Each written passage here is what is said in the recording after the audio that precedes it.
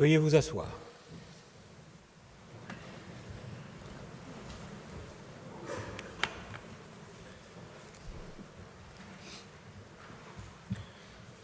L'audience est ouverte.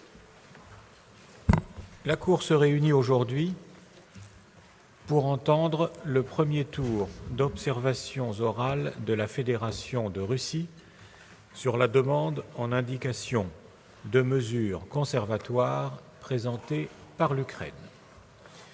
J'appelle à la barre son Excellence M. Roman Kolodkin, agent de la Fédération de Russie. Excellence, vous avez la parole.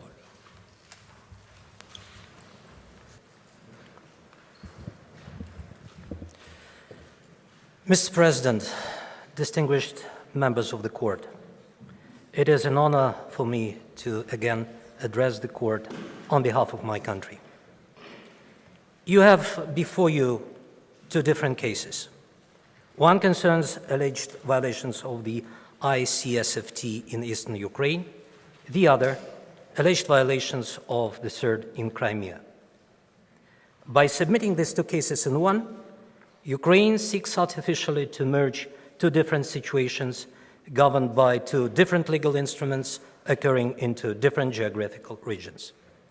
The goal is twofold. First, to involve the Court in adjudicating, even if only at the margins, the issues between Ukraine and Russia that are clearly beyond the Court's jurisdiction in this case. It has the issues relating to the legality of the alleged use of force, state sovereignty, territorial integrity, self-determination. And second, to use the podium of the Court to stigmatize a substantial part of the Ukrainian population self-organized in the form of the Donetsk and Lugansk People's Republics, or DPR and LPR, as terrorists, and Russia as a sponsor of terrorism and a persecutor. We use the words from the yesterday's speech of Ukraine's Council of Crimean Tatars. This goal has been made clear outside of the Court. President Poroshenko said that the purpose of the claim is to make aggressor pay the price. In January 2016, Mr. Kal, the Deputy Foreign Minister of Ukraine and the Honorable Agent for Ukraine, stated that the recognition of Russia as state sponsor of terrorism by the ICJ may entail tectonic changes in geopolitics. Mr. President, Ukraine devotes a large part of its application to the description of the political and historical context of the current situation. You heard more on this from Ukraine's agent yesterday. There are many inaccuracies, and so I must say something. In February 2014, a violent coup d'etat took place in Kyiv. It was preceded by a long face-off between the government of Ukraine and opposition.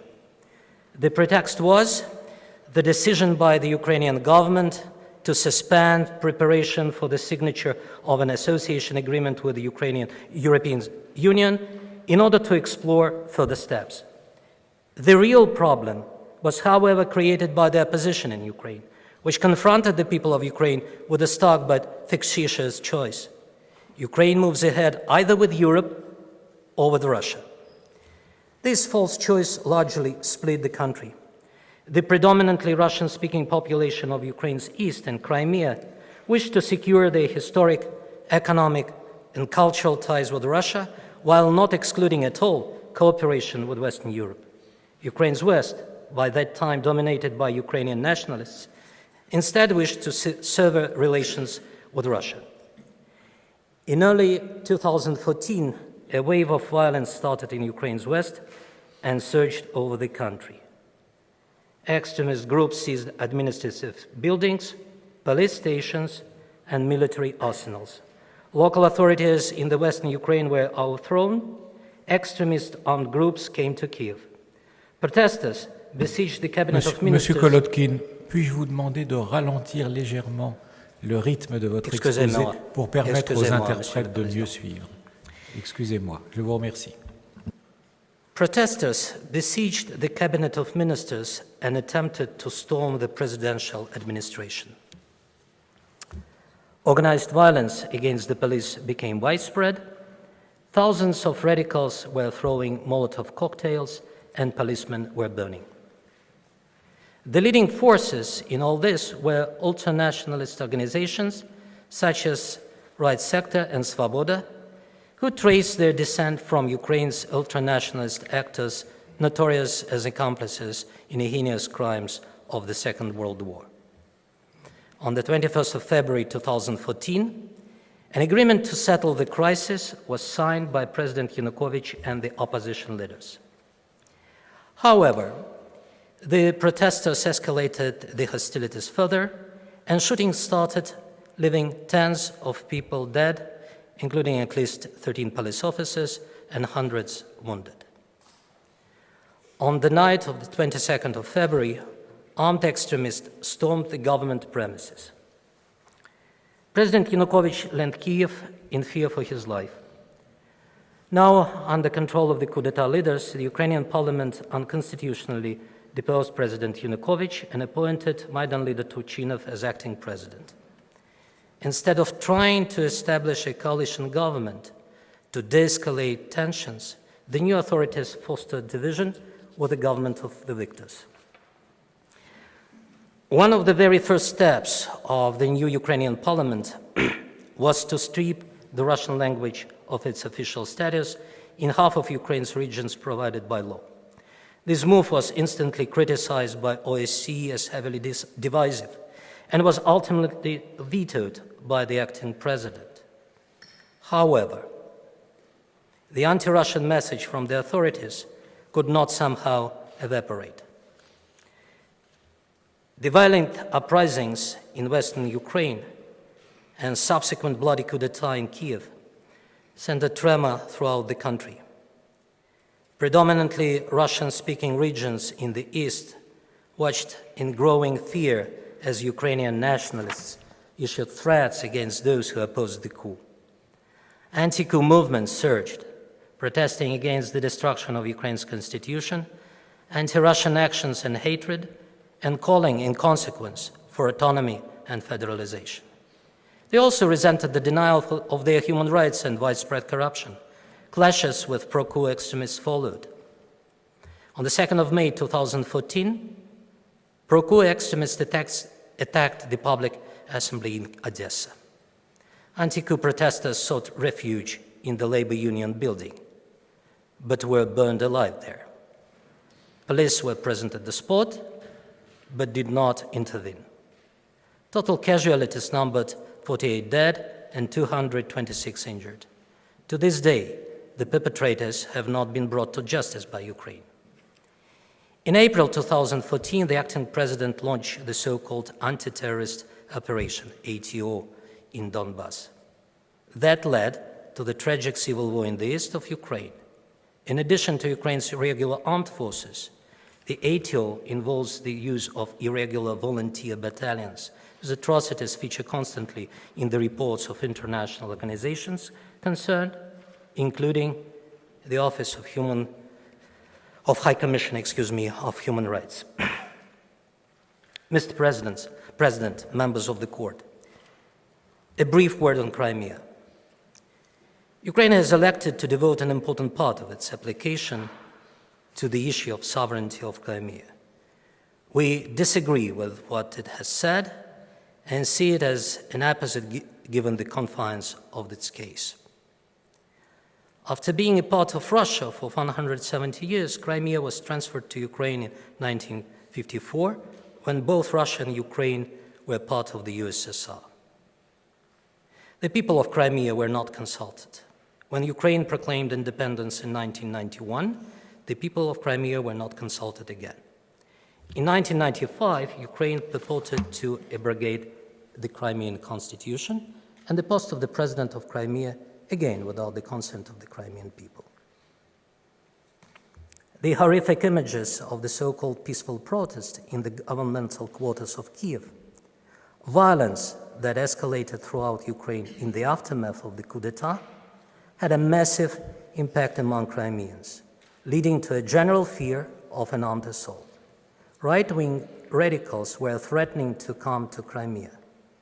Against this background, and taking into account that the great majority of Crimeans wished to be part of Russia again, a referendum on the future of Crimea became the obvious choice for them. Mr. President, I've moved back to the specific matters before you. The Russian Federation complies fully with its obligations under both treaties that are now relied upon by Ukraine. That doesn't mean, however, that, as was suggested by Ukraine yesterday, we should somehow accept the prescription of provisional measures. We see neither legal nor factual basis for such measures, which in the case of ICSFT would moreover cut across implementation of the Minsk agreements, of which you heard nothing yesterday, but to which our Council will return. Russia endorses the Minsk package of measures, as does the UN Security Council, and if Ukraine truly seeks a peace, it must work towards the full implementation of the package of measures. Another oddity of yesterday was how Ukraine made extensive allegations of violations of the conventions by Russia, yet repeatedly, and I would say defensively, asked the court not to go near the merits of its claims, essentially to take Ukraine's allegation at face value. Indeed, this is not the merit stage, but there is an obvious and important threshold of plausibility that Ukraine must meet.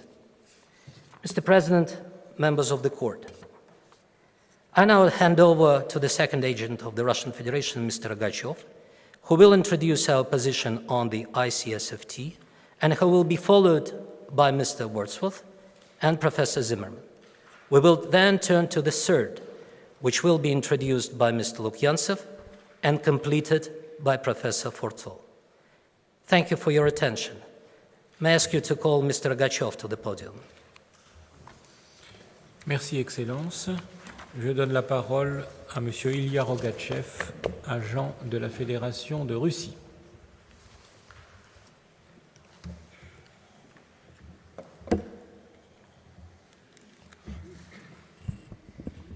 Mr. President, distinguished members of the court, the events in eastern Ukraine are unquestionably tragic and have led to significant civilian casualties. However, Ukraine is misleading the court as to the true nature of those events.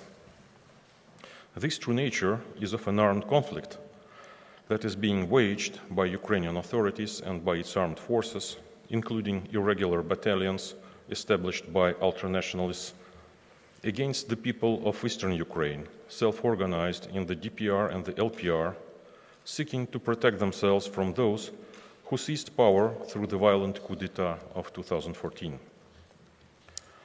The serious nature of this underlying context is not to be conflated with the question of the applicability of the ICSFT, which covers only specific disputes concerning the concrete rights protected under that convention, and only provided that certain preconditions have been satisfied. So far as concerns the ICSFT, what is required is specific acts of knowing or intentional financing of acts of terrorism. Professor Zimmerman will return to this shortly. These requirements cannot be met by one state characterizing armed groups in an armed conflict as terrorists.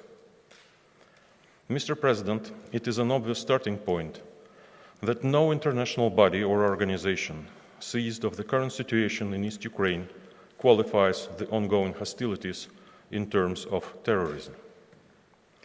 Not surprisingly, Ukraine fails to submit any document from any international organization or any state other than Ukraine itself, characterizing the acts of the DPR and the LPR as terrorist acts. In its application request and in yesterday's statement, Ukraine failed even to allege any kind of terrorist act prior to the launch in April 2014 of the so-called anti-terrorist operation in the eastern Ukraine. Already from that point, terrorism was a cover-up for using force of arms to quell civil unrest. Now, Ukraine uses the word terrorism as a pretext for seizing this court. Certainly, during this conflict, instances of indiscriminate shelling and other humanitarian law violations by both sides are being reported.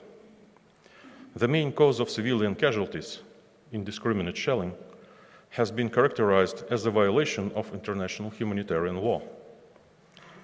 Let us be clear, most of the civilian casualties are in the DPR and the LPR, and multiple sources confirm that Ukrainian armed forces are themselves responsible for numerous acts of indiscriminate shelling. Starting with the shelling of residential areas in Slavyansk in May 2014, many civilians were killed and wounded by shelling by Ukrainian armed forces, while residential buildings, hospitals, and infrastructure were destroyed or damaged. In December 2014, the OHCHR stated, with respect to human rights and IHL violations by Ukraine in eastern Ukraine, that, I quote, "Limited progress has been reported in the investigations initiated by the Minister of Internal Affairs, the Office of the Prosecutor General, and the SBU into more than 300 cases of indiscriminate shelling of residential areas since the start of the year," end quote.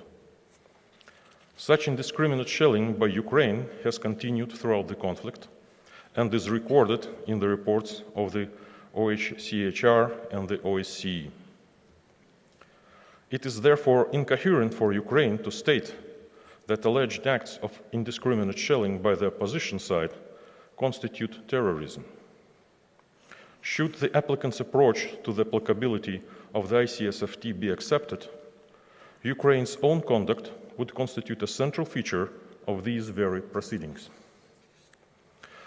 For instance, reacting to the tragic incident near Volnovakha, which Ukraine cites in its request as one of its specific examples of terrorist attacks allegedly sponsored by Russia, the ICRC called on all parties to refrain from harming civilians and to comply with international humanitarian law. There was no mention of terrorism by the ICRC.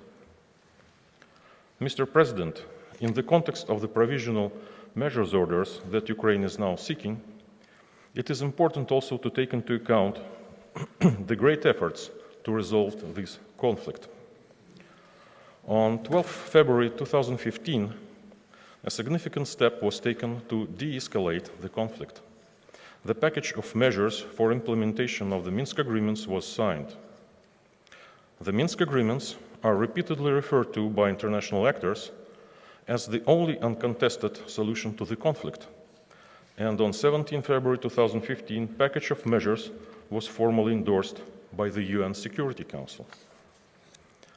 And yet, both in its application and its request, Ukraine completely ignores the Minsk agreements, and also the further arrangements reached within the trilateral contact group established under the agreements.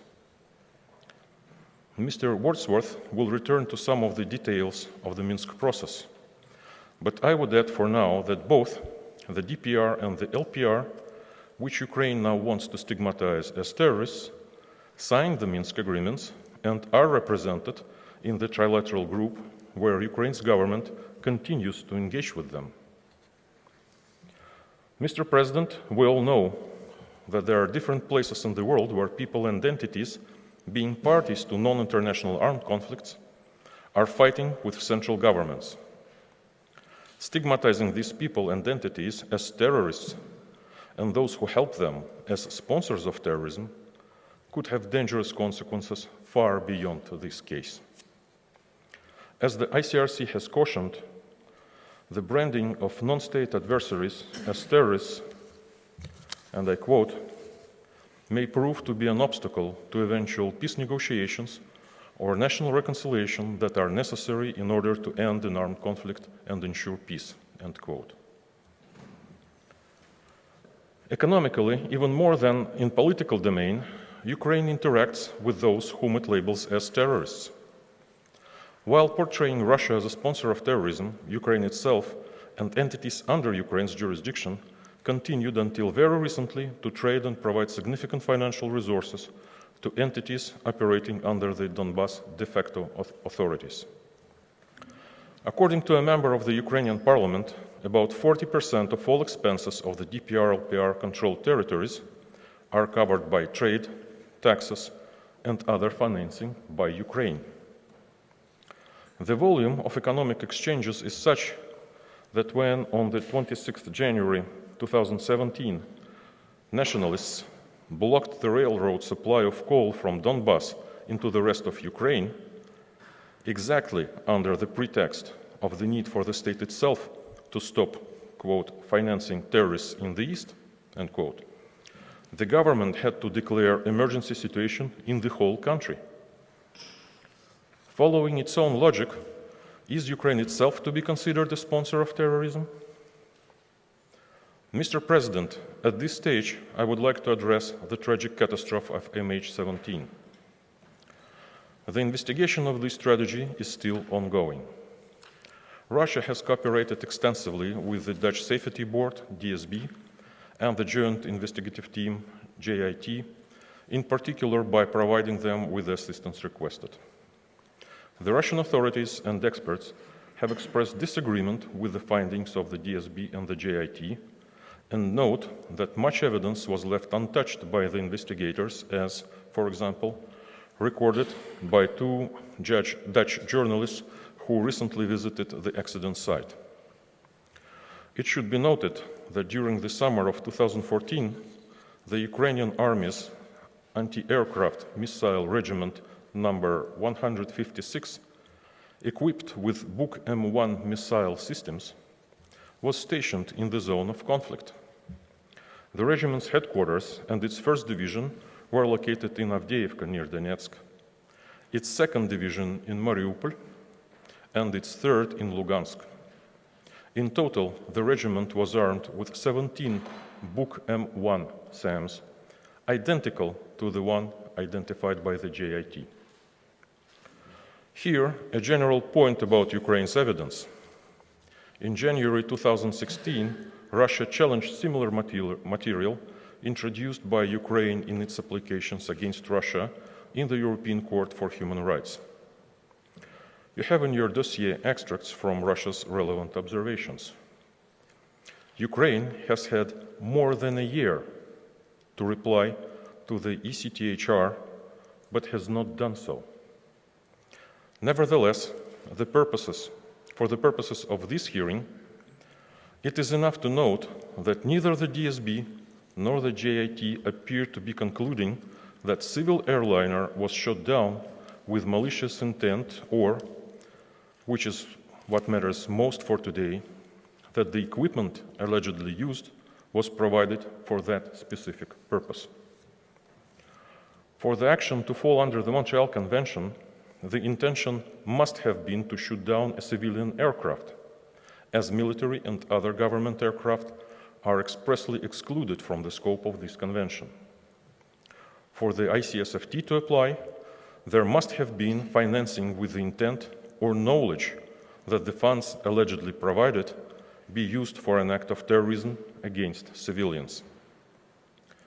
If attention is to be paid by this court to the materials that are being relied upon by the JIT, those materials militate in fact strongly against the case being put before you in Ukraine's application. Mr. President, yesterday the court has been told about, I quote, unabated flow of weaponry over the Russian-Ukrainian border, end quote, which allegedly sustains the ongoing conflict. It has to be pointed out that the primary source of weapons and ammunition to the military of the DPR and the LPR are stockpiles inherited by Ukraine in 1991 from the Soviet army that was formerly tasked to hold off the entire NATO. A lot of these stockpiles were deposited in the old mines of Donbass and later captured by rebels. Another source of weapons was the retreating Ukrainian army itself. Mr. President, I also wish to submit to you that, contrary to what you are being told by Ukraine, the Russian Federation did engage in cooperation with Ukraine concerning both its requests under Mutual Legal Assistance Treaties, MLA, and its concerns expressed via other avenues, such as diplomatic correspondence. There have been many such MLA requests, but only one that specifically referred to the ICSFT.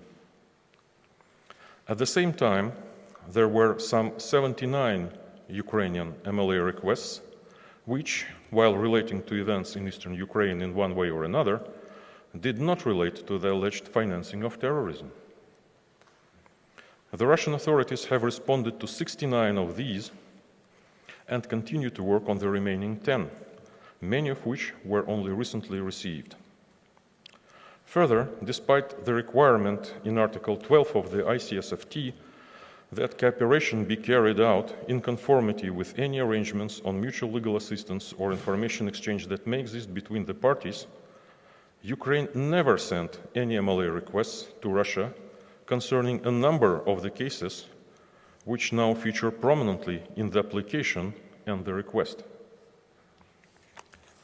Mr. President, as I headed the Russian negotiating team during the consultations with Ukraine on the issues allegedly related to the ICSFT, I have to point out that Ukraine did not engage into this exercise bona fide, but solely for the purpose of claiming to have exhausted the requirements of the dispute resolution procedure provided by the Convention.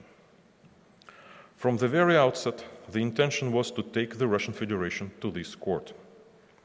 Numerous statements by high-ranking Ukrainian officials, including the then Prime Minister Yatsenyuk, clearly testify to this effect. As early as in January 2015, Mr. Yatsenyuk already declared Ukraine's purpose was bringing Russia to the International Court of Justice, and the talks with the Russian side were merely technical consultations. On several occasions, we directly asked the Ukrainian delegation to substantiate why it thought that the ICSFT was applicable to the instances it recites now in front of the court, hearing in return only that the Russian Federation is unwilling to cooperate, just as you heard yesterday. Mr. President, the simple point is that Ukraine's reliance on the ICSFT is misconceived and, as Mr. Wordsworth will now show, fails to satisfy the key requirement of plausibility. Mr. President, members of the court, I thank you for your attention and ask you to call Mr. Wordsworth. Merci, Excellence. Je donne à présent la parole à Monsieur Wordsworth.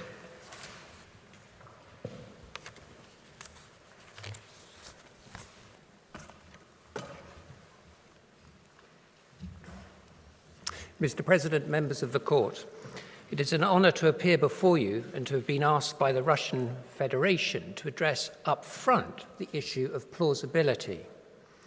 Ukraine accepts that a plausibility test is to be applied, but has said little about the nature of that test. And I wish to make 3 points. First, although we of course accept that the Court cannot now make any determination on matters of fact, it is a necessary corollary of the mandatory nature of a provisional measures order that there must be something more than acceptance at face value of the facts as alleged by Ukraine.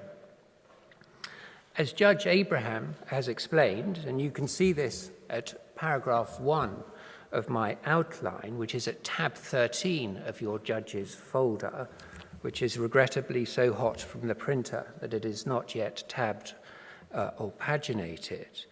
Judge Abraham said, "It is now clear that the court does not suggest it orders. Yet, and this is the crucial point, it cannot order a state to conduct itself in a certain way simply because another state claims that such conduct is necessary to preserve its own rights. unless the court has carried out some minimum review to determine whether the rights thus claimed actually exist and whether they are in danger of being violated, and irreparably so, in the absence of the provisional measures that the court has been asked to prescribe. Thus, unless the court has given some thought to the merits of the case. And later in the same separate opinion, Judge Abraham stated, "In my view, the most important point is that the court must be satisfied that the arguments are sufficiently serious on the merits, failing which it cannot impede the exercise by the respondent to the request for provisional measures of its right to act as it sees fit within the limits set by international law." Secondly, your attention was drawn yesterday to the declaration of Judge Greenwood at the first provisional measures phase in the certain activities case, but not to the passage where he gives detailed consideration to what is required to show plausibility. Referring back to and agreeing with the separate opinion of Judge Abraham in Pulp Mills, Judge Greenwood stated, and this is at paragraph 2 of my outline, that it cannot be sufficient for a party simply to assert that it has a right. It must have some prospect of success. Of course, as he explained, proceedings on provisional measures cannot be turned into a form of summary trial on the merits. But he continued, what is required is something more than assertion, but less than proof. In other words, the party must show that there is at least a reasonable possibility that the right which it claims exists as a matter of law and will be adjudged to apply to that party's case. Third point, the court's assessment of whether the materials before it are sufficient to establish a plausible case must take into account the gravity of the alleged violations. Now, it's well established at the merits stage that the court's approach is the graver the charge, the more confidence there must be in the evidence relied on. That principle could not apply in a mechanistic way at the provisional measures phase, but where, as here, allegations of a very particular gravity are being made, it is necessary that there be a commensurate focus on the specific rights and breaches asserted, and also on the evidence that has been put forward. And this is all the more so given that the underlying facts fall directly within a quite different body of law that is not relied upon, that is, of course, IHL.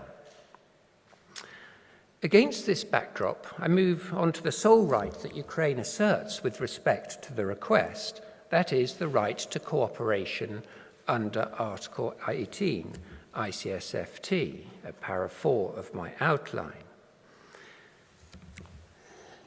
Professor Zimmerman will return to this provision a little later, but for my purposes, the important point is that the obligation of cooperation is linked back to the existence of offences under Article 2 ICSFT. The points that I need to bring out for now on Article 2.1 are first, this provision and the Convention as a whole is concerned only with the suppression of financing of terrorism. That is, the provision or collection of funds with the intention that they should be used or in the knowledge that they are to be used to carry out one of the specified terrorist acts, as then defined in Articles 2.1a and b. So knowledge or intent. Secondly, as to those specified acts, there is then a separate requirement of specific intent. So far as concerns Ukraine's allegations with respect to Flight MH17, Article 2.1a incorporates the offences under the Montreal Convention, which comprise the unlawful and intentional destruction of a civilian aircraft. So far as concerns the other allegations of Ukraine, there is a requirement of both specific intent and purpose. Article 2.1b refers to any other act intended to cause death or serious bodily injury to a civilian, or to any other person not taking an active part in the hostilities, in a situation of armed conflict when the purpose of such act, by its nature or context, is to intimidate a population or to compel a government or any international organization to do or to abstain from doing any act. And this is different to, and in certain respects more stringent, than the prohibition of spreading terror that is established in IHL, that is by Article 51.2 AP1 and Article 13.2 of AP2. You can see those at outline paragraph 6. And the differences must be deliberate, as it is plain from Article 2.1b and also Article 21 ICSFT that the drafters of the Convention had the rules of IHL firmly in mind when they drafted this provision. As a matter of IHL, the prohibition is of acts or threats of violence, the primary purpose of which is to spread terror among the civilian population. Unlike Article 2.1b, the IHL prohibition does not require specific intent to cause death or serious bodily injury to a civilian. In addition, the requirement of purpose under AP1 and AP2 is qualified by the term primary, while Article 2.1b is concerned solely with the purpose of the act, not primary purpose. So pulling this together, Ukraine's request must be supported by a plausible case, A, that the acts of shelling that are a principal feature of the request constitute terrorism within the meaning of Article 2.1, B, that any acts of terrorism were financed with the requisite knowledge or intent as required by Article 2.1, C, that rights in respect of cooperation under Article 18 have been violated by the Russian Federation, and finally, D, that so far as concerns the multiple allegations against Russia itself, that the ICSFT is concerned with alleged financing of terrorism by a state.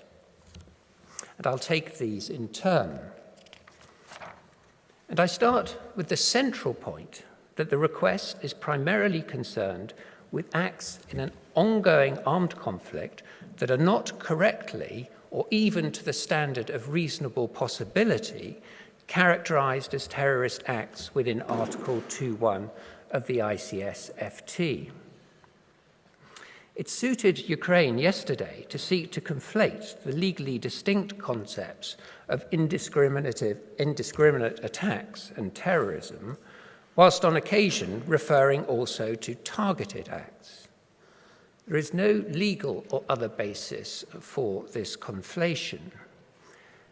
As to the factual situation, according to the OHCHR report on accountability for killings in Ukraine from January 2014 to May 2016, the vast majority of civilian casualties recorded on the territories controlled by the government of Ukraine and on those controlled by armed groups were caused by the indiscriminate shelling of residential areas in violation of the IHL principle of distinction. And that is an important overview of a period in excess of 2 years that covers all the major acts on which Ukraine relies. According to the OHCHR, civilian casualties caused by indiscriminate shelling on areas controlled by both sides, not terrorism.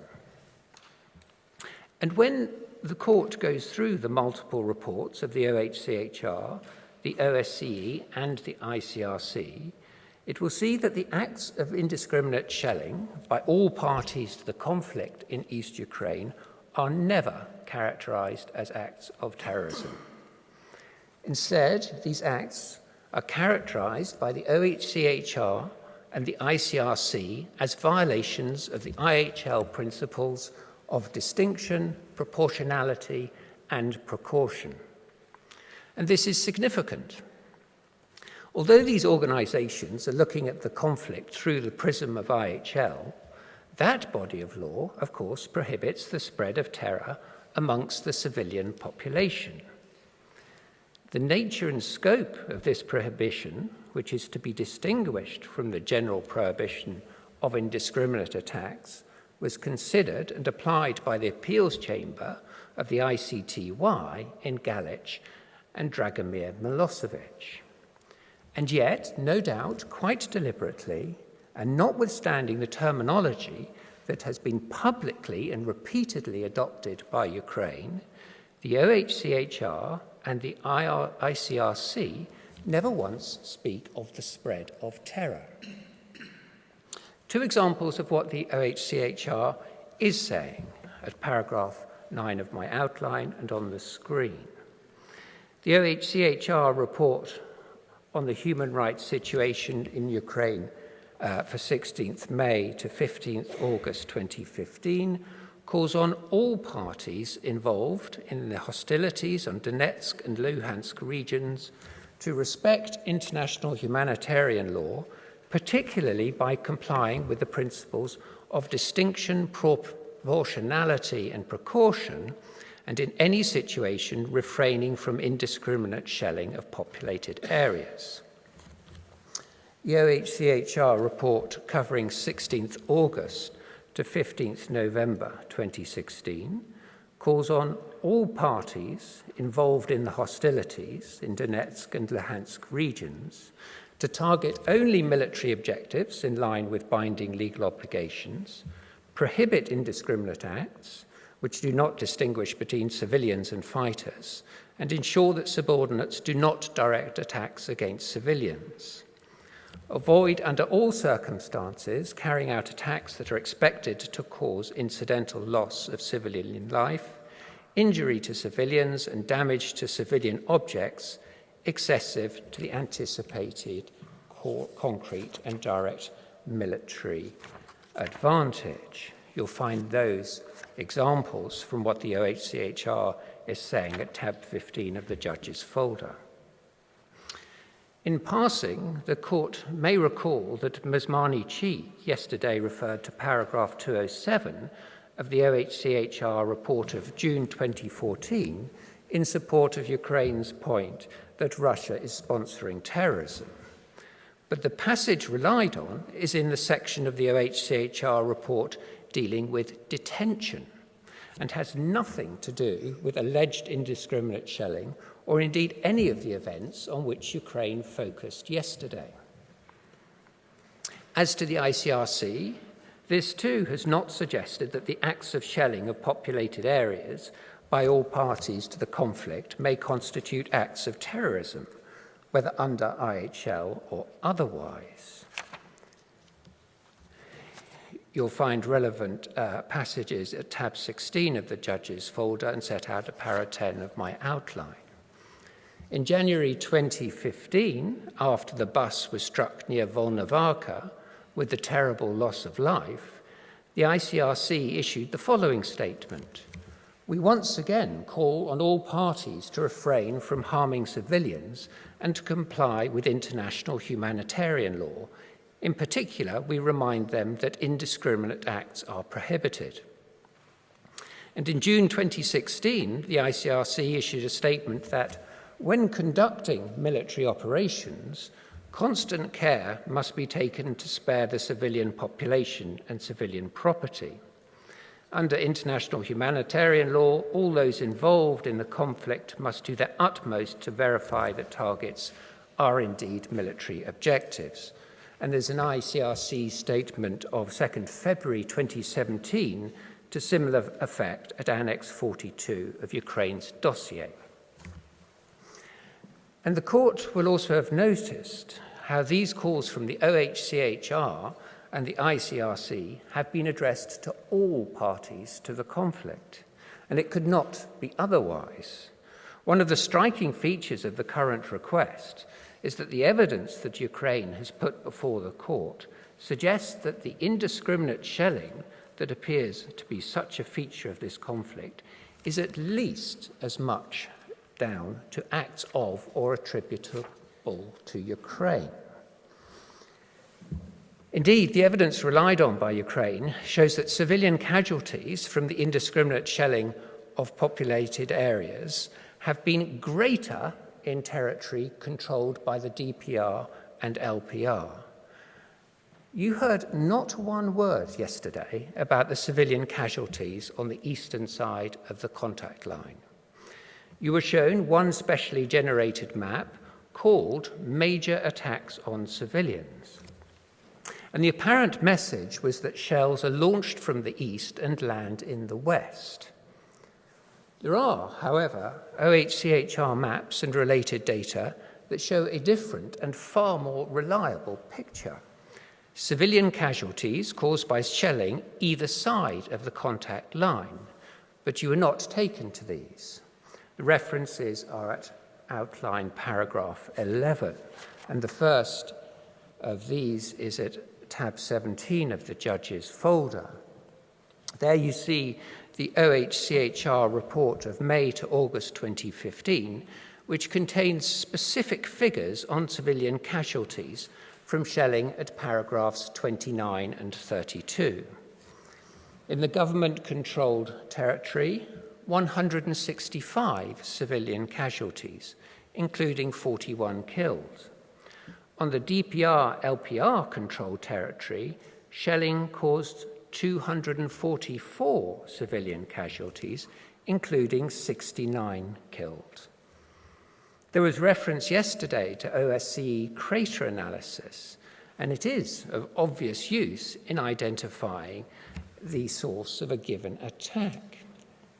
We put into the judge's folder also at tab 17 excerpts from the OSCE reports that show how indiscriminate shelling in the DPR-LPR controlled areas has come from the north or west. That is the direction from which shelling by Ukrainian armed forces would come.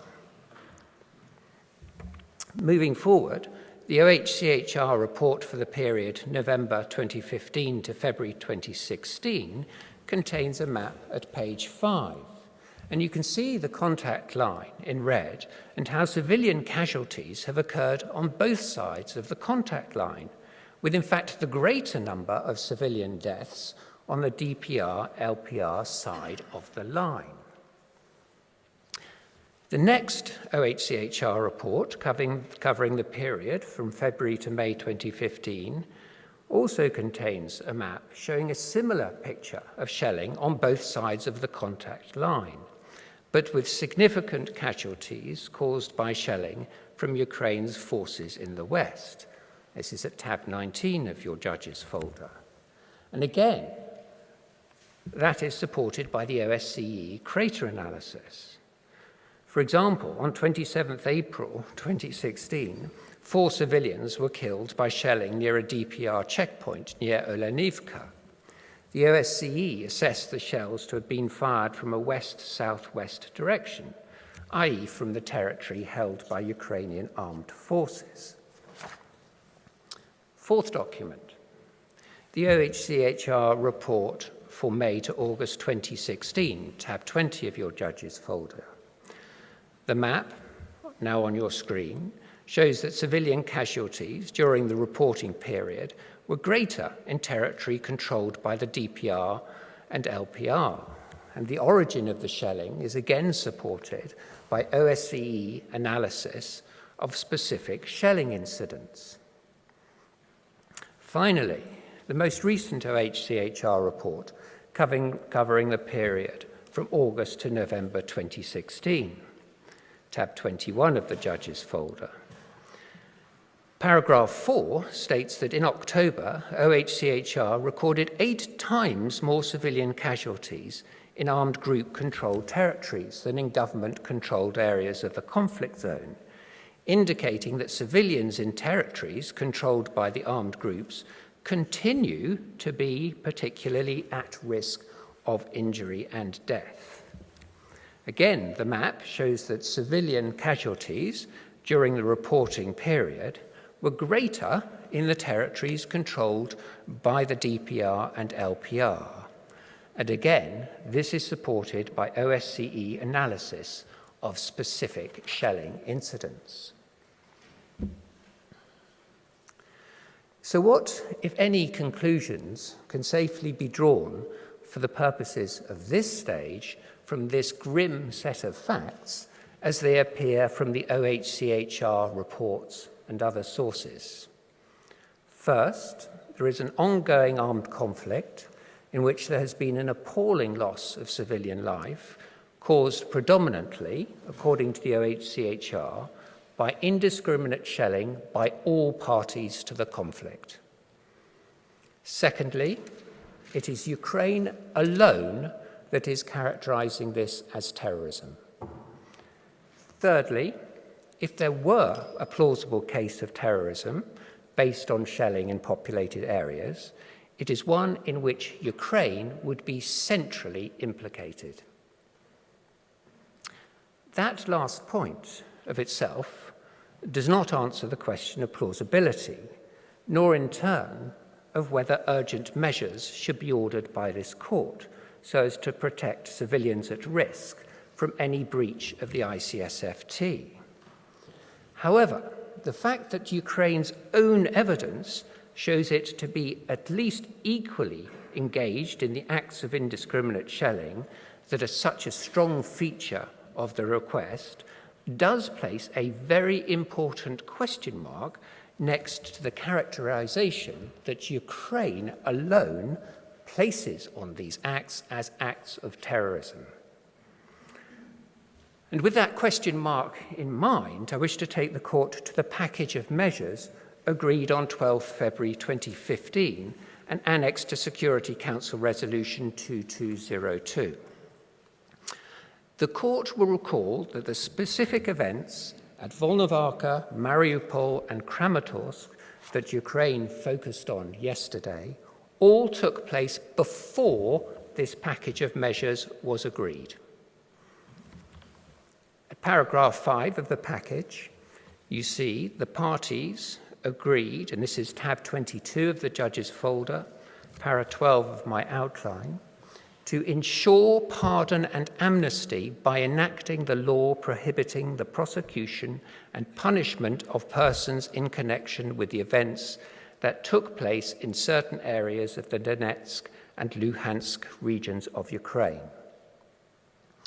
Through Resolution 2202, the Security Council called on all parties to fully implement the package of measures, including a comprehensive ceasefire as provided for therein.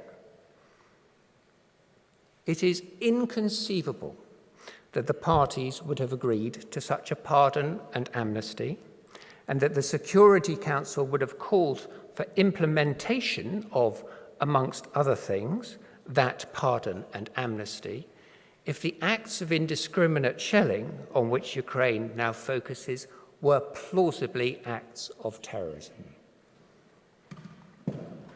And consistent with the approach in the package of measures and of the Security Council, when one looks further at the shelling attacks, it appears that in each case there was some form of military objective. As to the loss of life near Volnovarka on 13th January 2015, the bus was stopped at a Ukrainian army checkpoint. The evidence before the court appears to show that, regrettably, both parties to the armed conflict have treated checkpoints manned by armed forces as military targets. To take one example of targeting of a checkpoint by Ukraine's armed forces, there is the incident of 27th April 2016, to which I've already referred.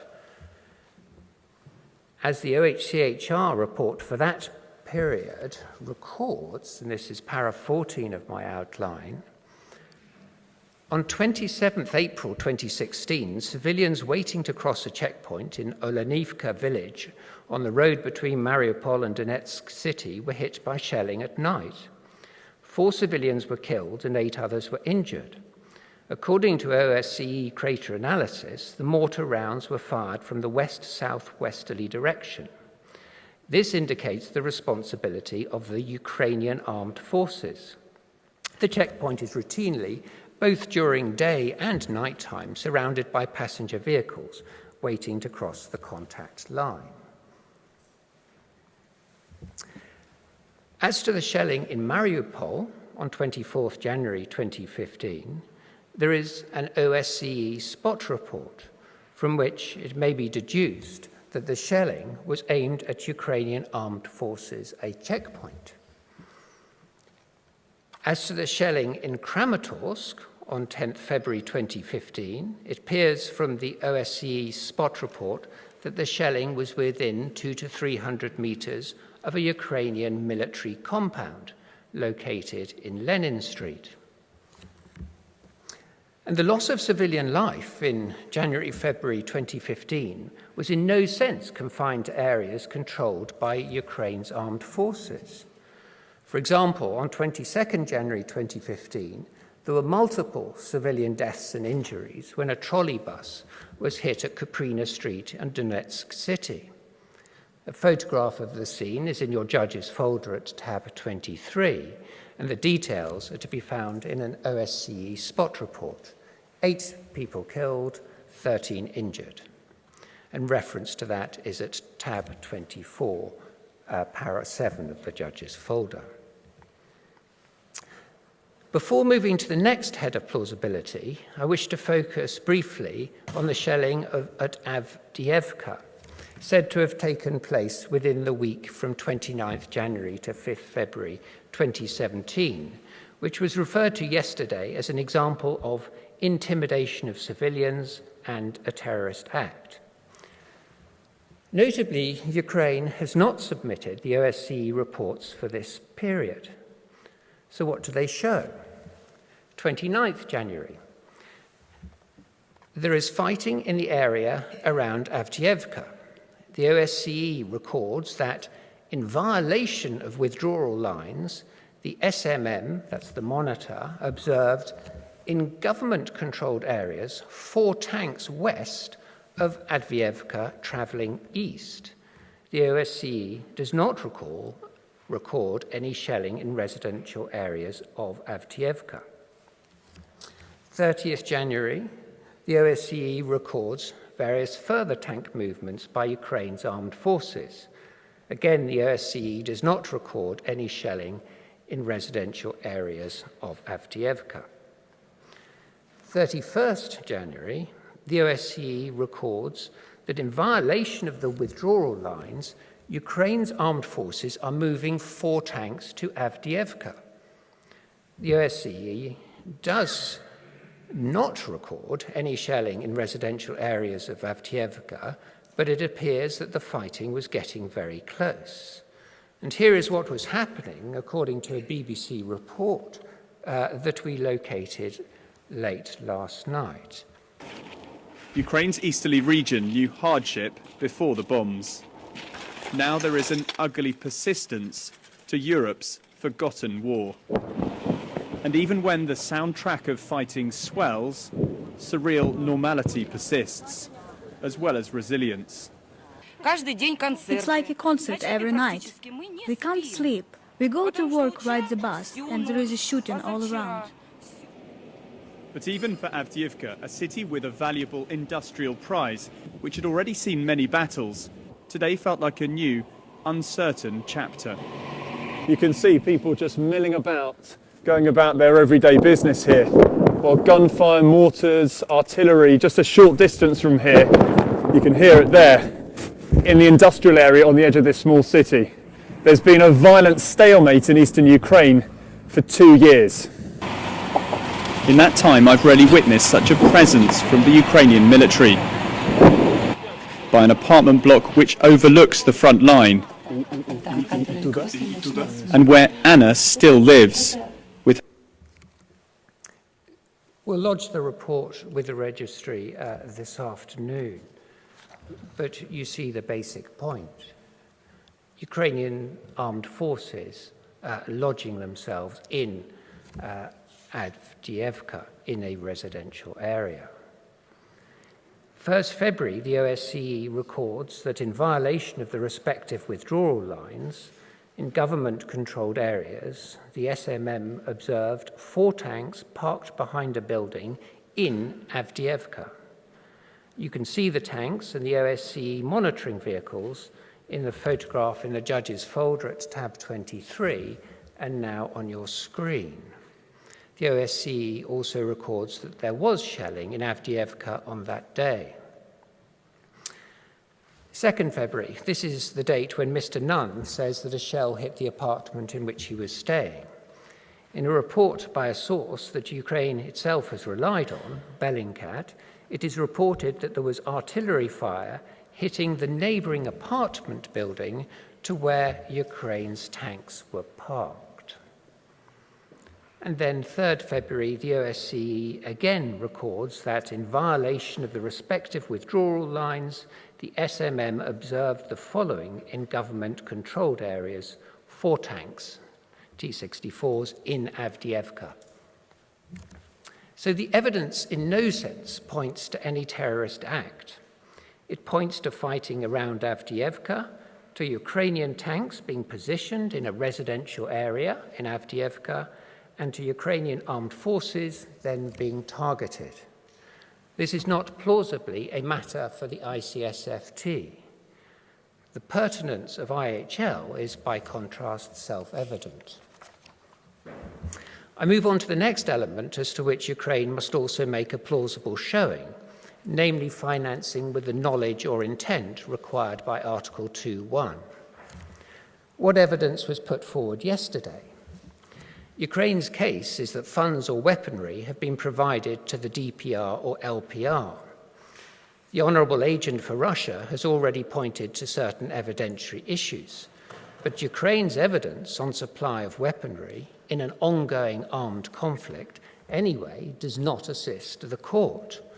Article 2 is concerned solely with funds supplied with the knowledge or intent that they are to be used for terrorist acts. Ukraine's request ultimately rests on inference of the requisite knowledge from its characterization of acts of indiscriminate shelling as terrorism. But this characterization is unsound, and it is not adopted by the international organizations reporting on the conflict, organizations that are on the ground in eastern Ukraine and that are, of course, well versed in the applicable law. As to the appalling loss of life caused by the shooting down of flight MH17, there is no evidence before the court, plausible or otherwise, that Russia provided weaponry to any party with the intent or knowledge that such weaponry be used to shoot down a civilian aircraft, as would of course be required under Article 2.1. There was no such evidence in the JIT video extracts that you were shown yesterday. These concerned the alleged delivery of a weapon by Russia, nothing more. Moreover, Ukraine has elected not to put before you the contents of the alleged intercepts to which that JIT video referred, which are on the very same JIT webpage, and which show quite clearly that whoever was allegedly supplying this book was acting in response to a series of armed strikes by Ukraine's military aircraft. We'll submit that to the court this afternoon. For current purposes, it's sufficient to take you to what the JIT was saying in its presentation of 28 September 2016. This is a document that was placed in Ukraine's judge's folder at tab 9. However, it did not bring the relevant passage to your attention, although that passage is of central relevance to the case that is now being put before you on knowledge or intent. In July 2014, heavy fighting was going on in the area southeast of Donetsk. The pro-Russian fighters were engaged in an offensive to force a passage to the border with the Russian Federation south of the conflict zone. During these fights, the Ukrainian army carried out many airstrikes in order to stop this offensive. The pro-Russian fighters suffered greatly. There were many losses, both human and material. intercepted telephone conversations show that during the days prior to 17 July, the pro-Russian fighters mentioned that they needed better air defense systems to defend themselves against these airstrikes. In this respect, a buck was discussed explicitly. So, and remarkably, you were not taken to the GIT material relevant for the purposes of Article 2.1, material that points solely to the supply of a buck weapon to be used to counter airstrikes by Ukrainian military aircraft.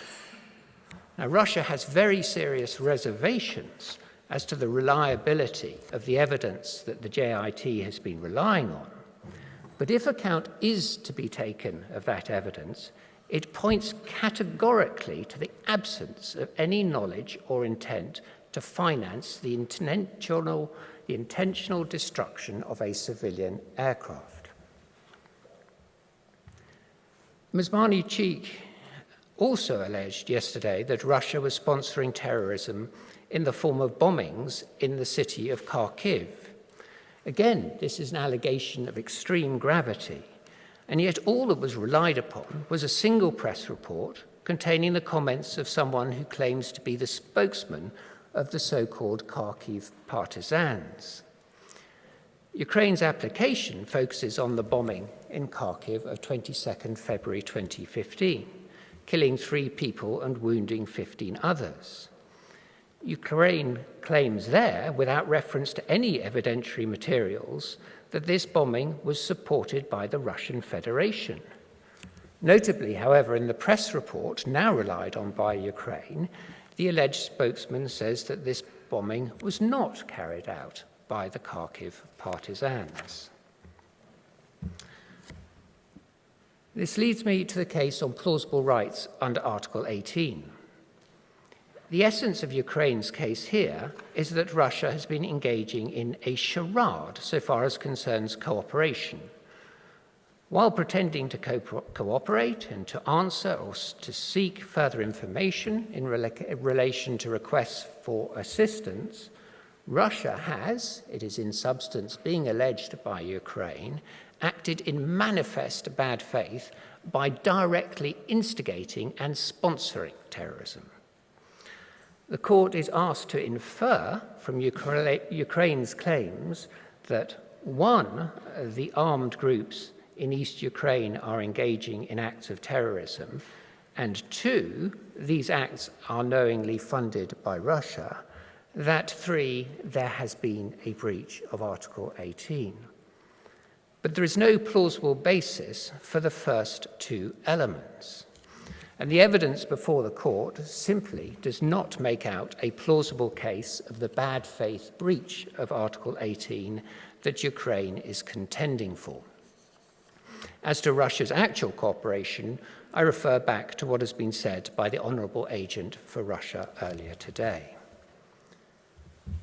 I move to the last issue of plausibility, on which I will be very brief.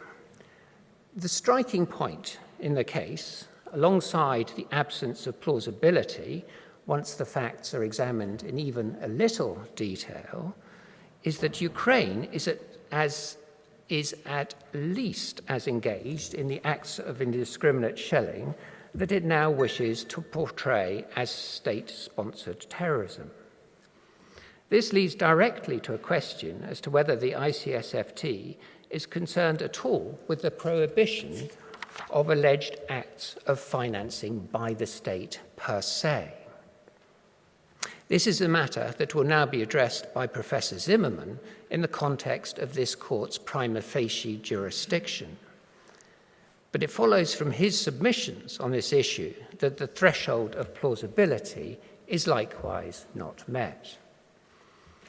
Mr. President, members of the court, I thank you for your attention and ask you to call on Professor Zimmerman to complete Russia's first-round submissions on the ICSF-FT. Merci. Je donne la parole au professeur Zimmerman. Je renouvelle ma demande adressée à tous les orateurs de ne pas s'exprimer trop vite pour permettre aux interprètes de faire correctement leur travail. Merci. Volontiers, Monsieur le Président. J'espère bien, au moins. Monsieur le Président, membres de la Cour, c'est un honneur d'apparaître de nouveau devant la Cour. I will now address, first, that the ICSFT obliges states to cooperate in the punishment and prevention of the financing of terrorist acts committed by private actors, but that it does not cover matters of state responsibility for such alleged acts. Second, that Ukraine has fulfilled neither its obligation to bona fide negotiate as to the alleged dispute concerning the interpretation or application of the ICSFT, nor that it has negotiated in good faith to set up an arbitral tribunal as required by Article 24 of the Convention, and that the Court accordingly lacks prima facie jurisdiction. Additionally, I will also demonstrate, third, that there is no serious or real risk of irreparable prejudice to specific rights arising under the ICSFT, and that finally, fourth, that there is no urgency as required by the Court's jurisprudence. Members of the Court, in its recent order on provisional measures in the case concerning immunities and criminal proceedings, Equatorial Guinea versus France, on which Ukraine relied upon yesterday, was very careful in circumscribing the Court's jurisdiction in indicating provisional measures. It confirmed that it has to inquire, and you see it, quote, whether the acts complained of are prima facie capable of falling within the provisions of that instrument, and whether, as a consequence, the dispute is one which the Court has jurisdiction, ratione materiae, to entertain, end quote. Accordingly, and I quote the Court again, any dispute which might arise with regard to the interpretation or application of the Convention could relate only to the manner in which the states parties perform their obligations under that Convention, end quote. Mr. President, Ukraine has, however, time and again referred to alleged acts of financing terrorism by the Russian Federation as, quote, a matter of state policy, end quote. Let me first note that Ukraine has not come up with a plausible case for such allegations of terrorism, an issue Mr. Wordsworth has just addressed.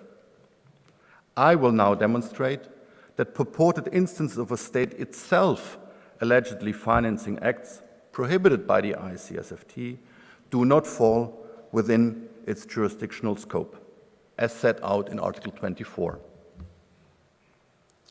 This result is, first and foremost, confirmed by the compromissory clause under which the case has been brought. Yesterday, you have heard Ukraine relying on your jurisprudence in the Bosnian genocide case in order to claim that Article 24 ICSFT covers issues of state responsibility for financing terrorism. What is striking, however, but what was unfortunately missing in Ukraine's pleading, is that the very wording of the two compromissory clauses, Article 9 of the Genocide Convention on the one hand, and Article 24 of the ICSFT, are fundamentally different. Let us therefore now have a careful look at both Article 9 Genocide Convention itself, as well as how the Court, you, have interpreted Article 9 Genocide Convention. Article 9 Genocide Convention makes it abundantly clear that disputes arising under the Genocide Convention include those relating, and I quote from Article 9, include disputes relating to the responsibility of a state for genocide, end quote. Responsibility of a state. Article 24, in turn, does not include any such reference to state responsibility. This jurisdictional limitation in Article 24 ICSFT is clearly linked to the fact that the ICSFT does not contain a provision parallel to Article 4 Genocide Convention. As you will recall, Article 4 Genocide Convention expressis verbis contemplates the commission of genocide by constitutionally responsible rulers and public officials. This provision, Article 4 Genocide Convention, implies fully in line with the Genocide Convention's compromissory clause that the Genocide Convention encompasses indeed issues of state responsibility. The ICSFT in turn does not, because it does not contain a provision akin to Article 4 Genocide Convention. Mr. President, the negotiations on what became the ICSFT started shortly after the court's 1996 judgment on preliminary objections in the Bosnian genocide case. Already there, in 1996, the issue of the scope of the court's jurisdiction under Article 9 Genocide Convention, as far as state responsibility is concerned, had come up in the proceedings. And already in your judgment, you have relied on the wording of Article 9 Genocide Convention with its unequivocal reference to matters of state responsibility in order to find that the Genocide Convention indeed also covers issues of state responsibility. One cannot but assume that states which soon after 1996, became involved in the negotiations leading to the adoption of the ICSFT were fully aware of the court's then very recent judgment, even more so one handed down in a politically and legally sensitive case. Ukraine claims that the state negotiating the ICSFT indeed had the intention to have the ICSFT encompass issues of state responsibility for themselves financing acts of terrorism. Ukraine further claims that they had the intention to endow the court with jurisdiction ratione materiae as to such issues. If that were true, it would have been most natural, to say the least, to indeed bring the wording of Article 24 ICSFT, which was in the process of being negotiated, mutatis mutandis in line with that of Article 9 Genocide Convention, as it had just been interpreted by this very court. Yet, neither the first French draft convention, nor indeed any of the subsequent proposals leading to the adoption of 24 ICSFT ever contained such an idea. This was obviously due to the fact that the drafters of the future ICSFT did not contemplate the idea of the ICSFT encompassing issues of state responsibility for the financing of alleged terrorist acts. Mr. President, let me now move on to more specific provisions of the ICSFT which shed further light on this limited scope of the Convention. And I'll start with Article 4. Article 4 constitutes a classical provision contained in almost every convention dealing with transnational organized crimes committed by private individuals. It obliges states to punish the acts defined in Article 2 ICSFT. Thus, by its very nature and content, Article 4 deals only with the relationship of a given contracting state with private individuals. And this limited character of the ICSFT is further confirmed by its Article 5. Article 5 provides for sanctions to be taken by contracting parties against legal entities responsible for acts prohibited under the ICSFT. As the phrase, quote, organized under its laws, end quote, confirms in Article 5, this provision addresses the issue of sanctions for corporations and similar entities involved in financing terrorist acts.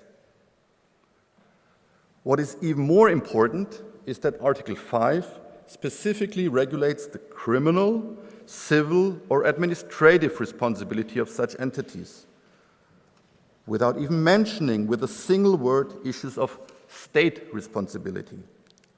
Indeed, Article 5, paragraph 2 contains a specific savings clause as to the responsibility of individuals, but that of individuals only.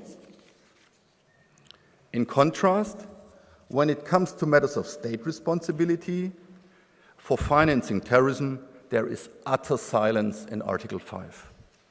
And this silence alone is telling. And this silence mandates an argumentum e contrario that the ICSFT simply does not encompass issues of state responsibility with regard to the financing of terrorism. And this result, I just put to you, is further unequivocally confirmed by the drafting history of Article 5. As is well known, the text of the ICSFT is largely based on a working document originally submitted by France. That French draft convention had contained in its Article 5, paragraph 5, a specific provision on state responsibility, which stated that, and you have it on your screen, quote, "The provisions of this article cannot have the effect of calling into question the responsibility of the state as a legal entity." This French proposal was followed up by some further, basically identical proposals. All those proposals, if retained, and let me reiterate the if retained, would at least have provided some space for an argument that the ICSFT also encompasses issues of state responsibility. Yet, those proposals met with significant reluctance by many delegations, since, in the words of those delegations, quote, and you see it, "The concept of state responsibility as understood in general international law was beyond the scope of the draft convention," end quote. And it was in light of this consideration that by the end of the day, quote, "it was decided to delete the original paragraph 5 of Article 5, draft Article 5, which dealt with the notion of state responsibility under international law, on the grounds that it fell outside the scope of the draft convention," end quote. This unequivocal drafting history of Article 5 confirms that no consensus among the negotiating states could be reached that the future ICSFT should cover issues of state responsibility for a state itself financing alleged acts of terrorism. Obviously, the issue of state responsibility of a state itself allegedly sponsoring terrorist activities in another state, closely related to the concept of non-intervention and jus ad bellum rules, while not covered by the ICSFT, continue to be governed by applicable rules of customary international law. But those rules, as you have confirmed in Equatorial Guinea, are not within the bounds of the court's jurisdiction under the treaty compromissory clause, which is Article 24 ICSFT. I would now like to focus your attention on the ongoing negotiation process as to a future comprehensive convention against terrorism. This process confirms that matters of state responsibility were not yet included in the ICSFT. Whether or not matters of state responsibility ought to be covered by the future envisaged comprehensive convention against terrorism constitutes one of the most important, if not the most important, of the so far unresolved issues during the negotiations. The main issue preventing the adoption of the draft convention thus concerns exactly the very same issue we are currently considering here today. Yet, as the coordinator of the ad hoc committee on the draft comprehensive convention against terrorism rightly noted, and you see it, quote, "The individual rather than the state had been at the center of the efforts to draft a comprehensive convention. The core rationale for focusing on the individual had been that other fields of law, in particular the Charter, IHL, and the law relating to the responsibility of states for internationally wrongful acts, adequately covered the obligation of states in situations where acts of violence were perpetrated by states or their agents," end quote. The coordinator went even further in emphasizing that the inclusion of the question of state responsibility could alter the entire approach followed in the previous counterterrorism instruments so far, including the ICSFT, which is now at stake here. The coordinator, stated that, quote, "An inclusion of elements of state terrorism would imply revisiting the entire premise on which the ad hoc committee had proceeded in developing those instruments, those earlier instruments, including the ICSFT." And the coordinator then further continued that, quote, "It was essential that the acquis of the draft convention as a law enforcement instrument for ensuring individual criminal responsibility on the basis of an extradite or prosecute regime should be preserved. That was the approach that had been followed in the various other multilateral counterterrorism instruments, obviously including the ICSFT. It is thus up to today an unresolved issue whether states will include matters of state responsibility in future terrorism suppression instruments. What is certain, however, is that such matters were not yet included in the ICSFT, as confirmed by various statements of states also during the negotiation process leading to the adoption of the ICSFT. Those states regretted that the ICSFT had, quote, expressly excluded from the supposed definition of financing some of the actors which constituted the various links in the financing chain, namely the state itself, end quote. And some other state similarly regretted the draft convention, the ICSFT draft convention, quote, made no mention of states, while state terrorism was a much more serious problem, end quote. And what is more, that no other state objected to these very statements. Besides, this limited understanding is also duly reflected in the explanatory reports of contracting parties submitting the ICSFT for approval by their respective national parliaments. On the whole, therefore, the text of the ICSFT, its drafting history, as well as subsequent practice confirm that the ICSFT was meant, and meant only, to address state obligations towards private actors rather than broadly regulating issues of state responsibility generally. Mr. President, that would end my part on state responsibility, and it might be an appropriate time to take the usual break, but I'm completely in your hands, obviously. Oui, merci, Monsieur le Professeur Zimmermann. Vous avez raison. Le moment se prête à la pause traditionnelle de 15 minutes. La séance est suspendue.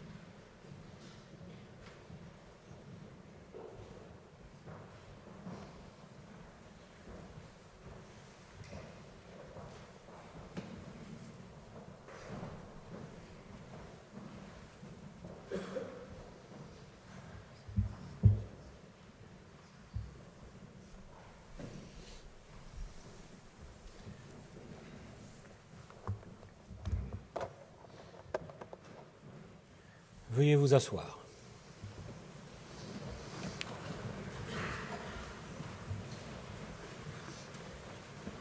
Monsieur le professeur Zimmermann, vous avez la parole.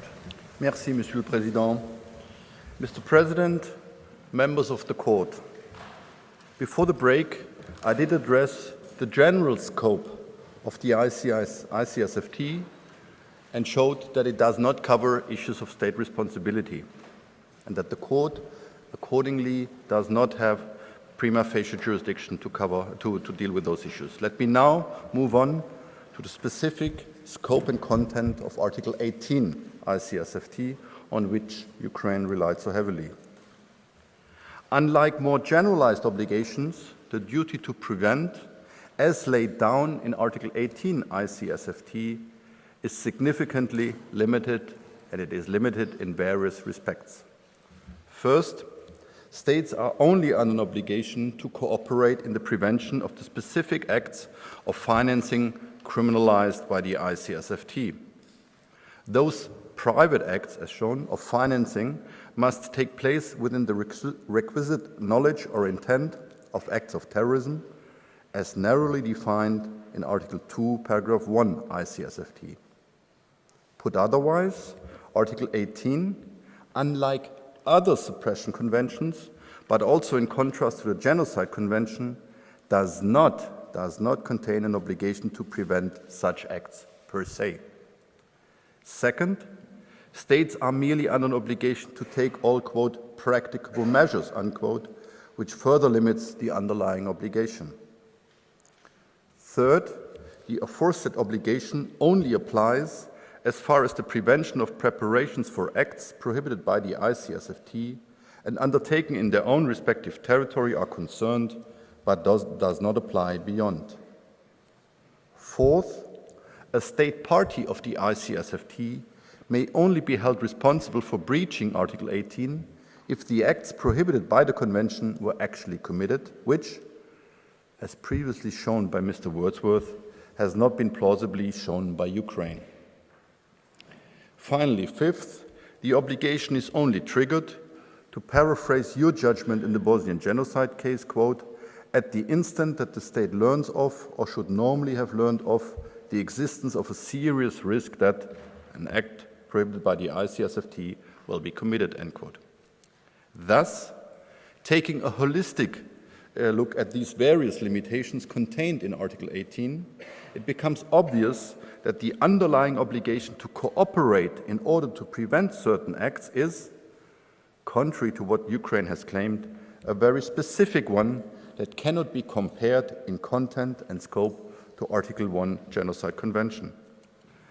As a matter of fact, and as confirmed by a mere reading of the very text of Article 18, read in conjunction with Article 2 ICSFT, the obligation to cooperate to prevent is accordingly only triggered if seven conditions are cumulatively fulfilled, namely provided that 1. States have become aware, 2. Of a serious risk, 3. Of private entities, 4. Located in their territory, 5. Which are about to knowingly provide or collect funds for acts, which acts, 6. Are intended to cause death or injury to civilians not taking part in hostilities, and further provided that 7. Those acts to be financed in turn have the specific purpose to intimidate a population or compel a government. Members of the Court, this constitutes an extremely high threshold in order to eventually find a violation of Article 18 ICSFT as far as the obligation to cooperate to prevent is concerned. And Ukraine has to provide a plausible case, as required by your recent jurisprudence, with regard to each and every one of those 7 requirements. This brings me to my next point.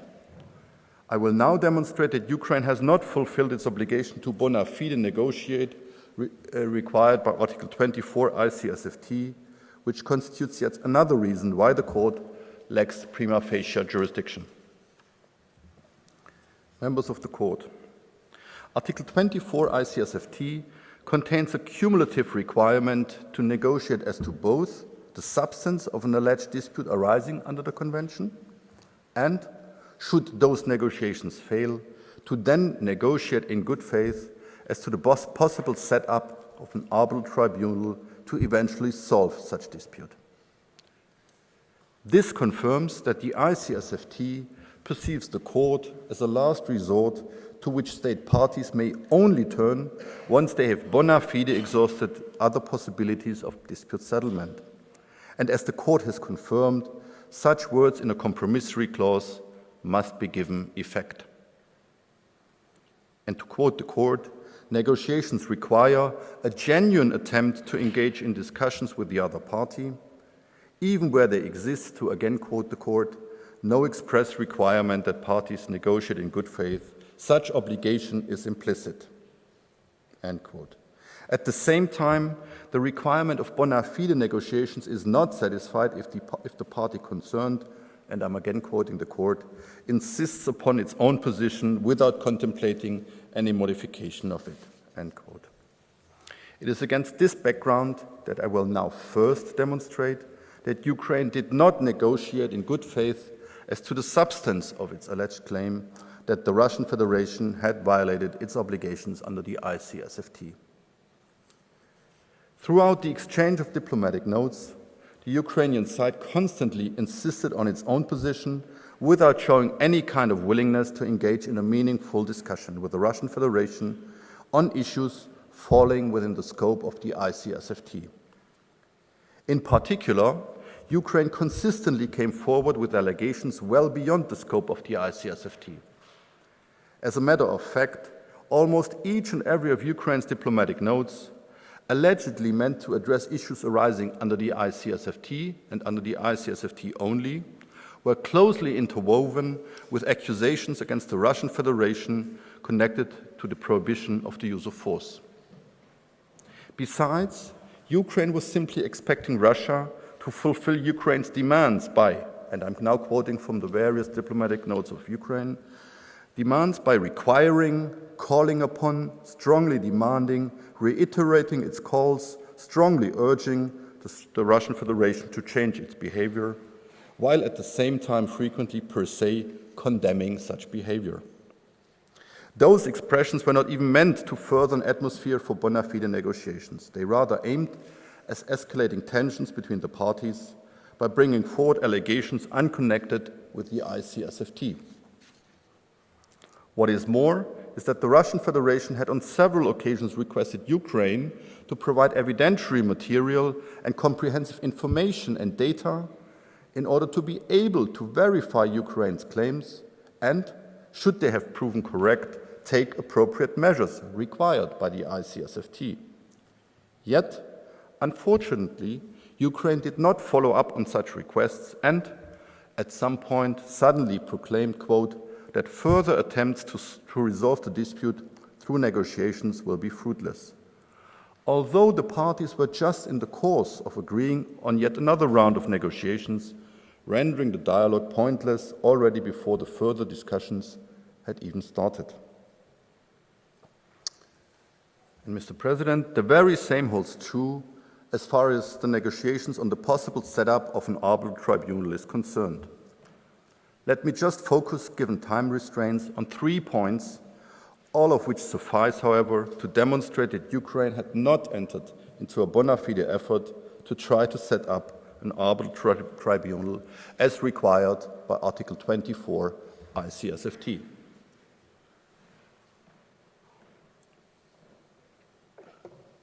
For one, Ukraine had time and again taken the position that an ad hoc chamber of this court should be created, which Ukraine perceived to constitute an arbitral tribunal within the meaning of Article 24 ICSFT. Obviously, such position is incompatible with Article 27 of this court's statute. Notwithstanding that the Russian Federation had informed Ukraine that such chamber could not constitute an arbitration within the meaning of Article 24 ICSFT, Ukraine nevertheless continued to raise the issue time and again. A second issue related to the implementation and enforcement of a possible arbitral award. Ukraine had put forward as one of its fundamental negotiation positions on which, in Ukraine's own words, quote, the parties have to agree, end quote, the idea that any such award ought to be subject to the Security Council powers under Article 94 UN Charter. Yet, this provision, as you can see now, in obvious contrast to Article 13, paragraph 4 of the Covenant of the League, only provides for a role of the Security Council to enforce decisions of this court, but not arbitral awards. Besides, Ukraine had further insisted that with regard to any such action to be eventually taken by the Security Council, the voting requirements as laid down in the Charter for any action by the Security Council ought to be disregarded. Ukraine hereby effectively wanted to circumvent the relevant Charter provisions which enjoy supremacy vis-à-vis other treaty regimes by virtue of Article 103 of the Charter. Finally, one would have expected Ukraine to submit concrete text proposals for an arbitration agreement, given that it claimed a dispute had arisen under the ICSFT. Yet it was the Russian Federation which, time and again, submitted full drafts for an arbitration agreement and ensuing rules of procedure, in which the Russian Federation addressed the concerns of Ukraine and yet never received any specific comments on such draft arbitration agreement. I therefore respectfully submit to you that Ukraine perceived both the obligation to negotiate on the merits of its claims and the one to negotiate on the setup of an arbitral tribunal foreseen in Article 24 ICSFT as mere empty shells without any real meaning. It should not be rewarded by the court for such attempt to circumvent the obligations Ukraine had entered into when it ratified the ICSFT. And this brings me now to the issue of a lack of serious or real risk of irreparable prejudice to specific rights under the ICSFT. In that regard, there are three important points that Ukraine unfortunately passed over yesterday. First, all the incidents of indiscriminate shelling relied on by Ukraine in paragraph 7 of its request predate the Minsk II package of measures, which has already been addressed.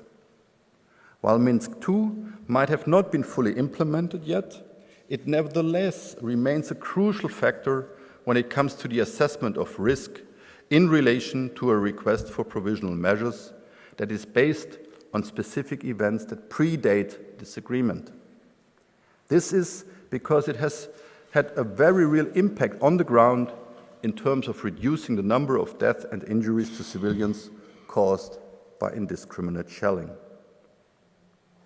Second, however, and even more important, there are ongoing attempts to bring about a durable ceasefire, and on March 1st, 2017, there was a meeting of the Trilateral Contact Group at which, quote, the sides reiterated their commitment to the full withdrawal of heavy weapons, end quote, from the relevant area. Finally, third, specific steps have been taken to remove or alleviate the risk of certain of the acts that Ukraine complains of. As to the shooting down of MH17, since the closure of airspace over East Ukraine in July 2014 already, there is no ongoing risk to civilian aircraft anymore. As to the specific measure requested by Ukraine that, quote, the Russian Federation shall exercise appropriate control over its border to prevent further acts of terrorism financing, including the supply of weapons from the territory of the Russian Federation to the territory of Ukraine, end quote. There has in fact been an OSCE observation mission at two checkpoints, namely at Donetsk and Gukovo, since late 2014, which was established pursuant to an OSCE decision, following up on an invitation by the Russian Federation. Accordingly, there is no risk of irreparable harm to rights specifically protected under the ICSFT, that is, the right not to be exposed to private funding of acts of terrorism as narrowly defined by Article 2 ICSFT. What is more, the risk alleged by Ukraine does not take into account the significant political developments and changes which have taken place since February 2015, nor does it take into account Ukraine's own role in the risks on which it relies. This brings me to the obviously closely related point on urgency. First, the issue of urgency must, just like the risk of irreparable harm, be considered by reference to the specific terms of Article 18 on which Ukraine relies. Put otherwise, there must be specific urgency with respect to interstate cooperation with respect to the private financing of acts of terrorism. And accordingly, it is not any alleged urgency with respect to the need for restraint in an ongoing armed conflict in which all parties appear to be in breach of IHL that is relevant, given that the court's jurisdiction and the court's prima facie jurisdiction under Article 24 ICSFT does not cover such violations of international humanitarian law as such. Secondly, there is no urgency anymore as far as the safe flight of civilian aircraft over eastern Ukraine is concerned. I've already addressed that. Thirdly, the specific acts to which Ukraine refers at paragraph 7 of its request all took place approximately 2 years ago.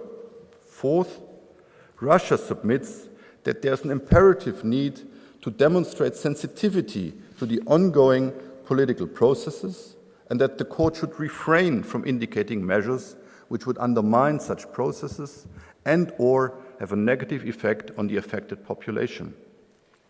The court's previous pronouncements indeed demonstrate that the court takes into account and does not interfere with ongoing political processes, including before the Security Council, that seek a peaceful resolution of an armed conflict situation. Let me just refer you, by way of one example, to the Cameroon versus Nigeria case, where the court took into account the fact that the Security Council had already called upon the parties to respect the previously agreed ceasefire. In parallel, it is respectfully submitted that the court ought to take into account and not interfere with the Minsk II package of measures. This is especially so since the Security Council remains seized of the situation in East Ukraine and has both endorsed the package of measures and called on all parties to fully implement them. Indeed, Ukraine itself continues to seek a resolution of the conflict through the Security Council. The court should also refrain from ordering measures which would have a negative effect on the civilian population of the territories controlled by the LPR and DPR. For example, Ukraine specifically requests that, quote, the Russian Federation shall halt and prevent all transfers from the territory of the Russian Federation of money, vehicles or equipment, end quote, to the DPR and LPR. Such measure, if adopted, would have a negative effect on the civilian population of the DPR and LPR.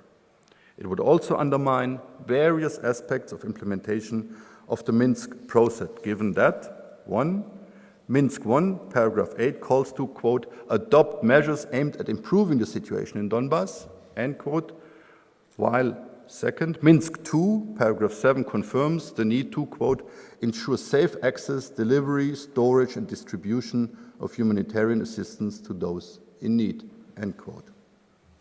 Mr. President, members of the court, let me conclude. It might be very well advisable to, in the future, eventually adopt a comprehensive convention against terrorism. But that is a matter of the future development of international law, while the court is bound to apply the current international lex lata, and namely the ICSFT as it currently stands. I submit to you that the very fact that the negotiations on such a comprehensive instrument have, at least so far, not led to any concrete result is proof enough that states are not willing or simply not able to agree on such an instrument. What Ukraine is now proposing to the court is to, by way of interpretation and through the back door, turn the ICSFT into such a comprehensive convention that it was never meant to be. Is that really what states had in mind when they negotiated, adopted, and later ratified the ICSFT? Is that really what states had in mind? Additionally, Ukraine attempts to have the court adopt provisional measures on that basis in disregard of the narrow definition of terrorism contained in the ICSFT, in which regard Ukraine not even submitted a plausible case, as demonstrated by Mr. Wordsworth, in disregard of the procedural requirements of Article 24 ICSFT, as well as finally also in disregard of the strict requirements for provisional measures developed in your jurisprudence. Mr. President, this concludes Russia's first round of argument on Ukraine's request for provisional measures so far as concerns the ICSFT. I would therefore now ask you, Mr. President, to be so kind and call upon the agent of the Russian Federation, Mr. Lukyanets, to continue. Je donne maintenant la parole à M. Lukyanets, agent de la Fédération de Russie.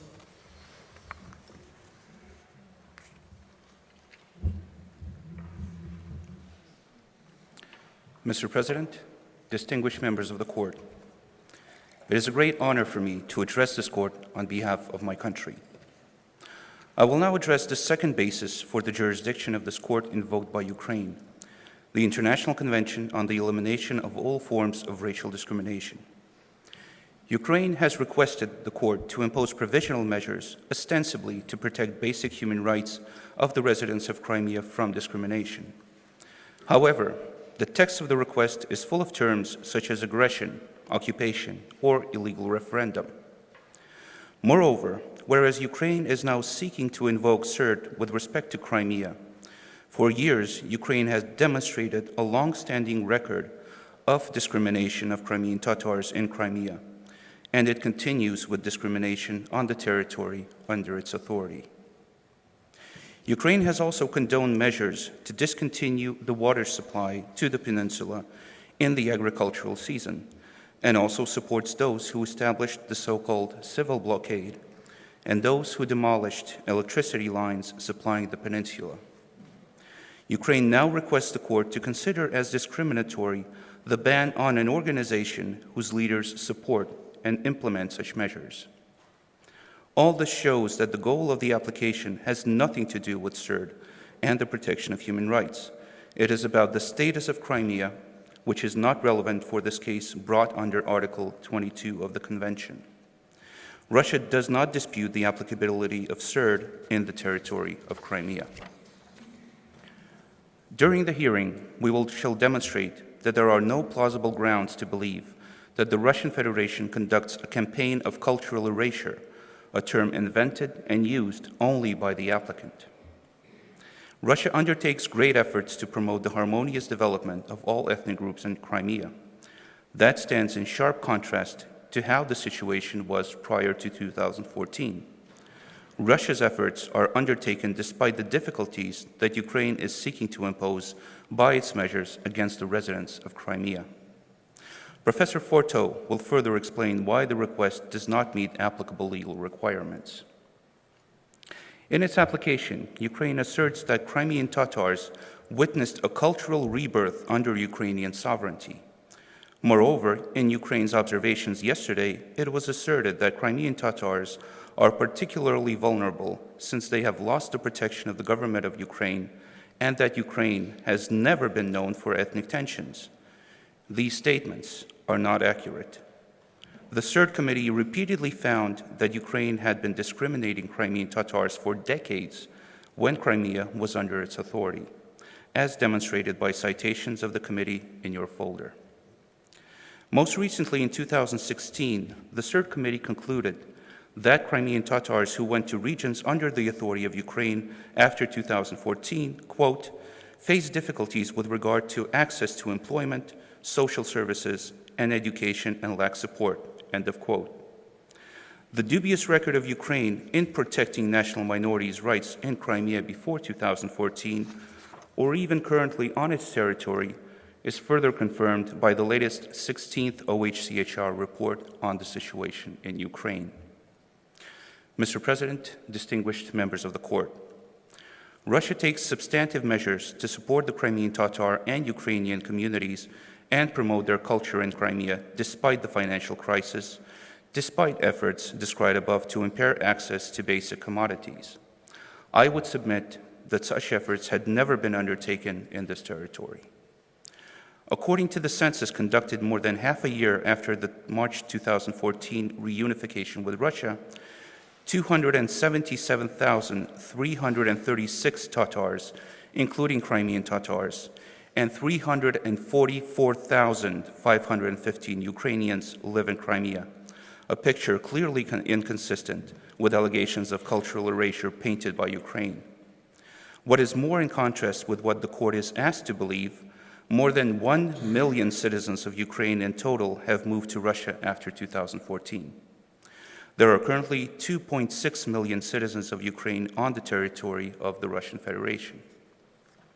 Prominent leaders of the Crimean Tatar and the Ukrainian communities of Crimea explicitly disagree with the accusations of discrimination, stating that there is no oppression on ethnic grounds or interethnic conflicts in Crimea, and that, quote, the reunion of Crimea with Russia prompted the restoration of the historical justice that the Crimean Tatar people has awaited for 70 years, end of quote.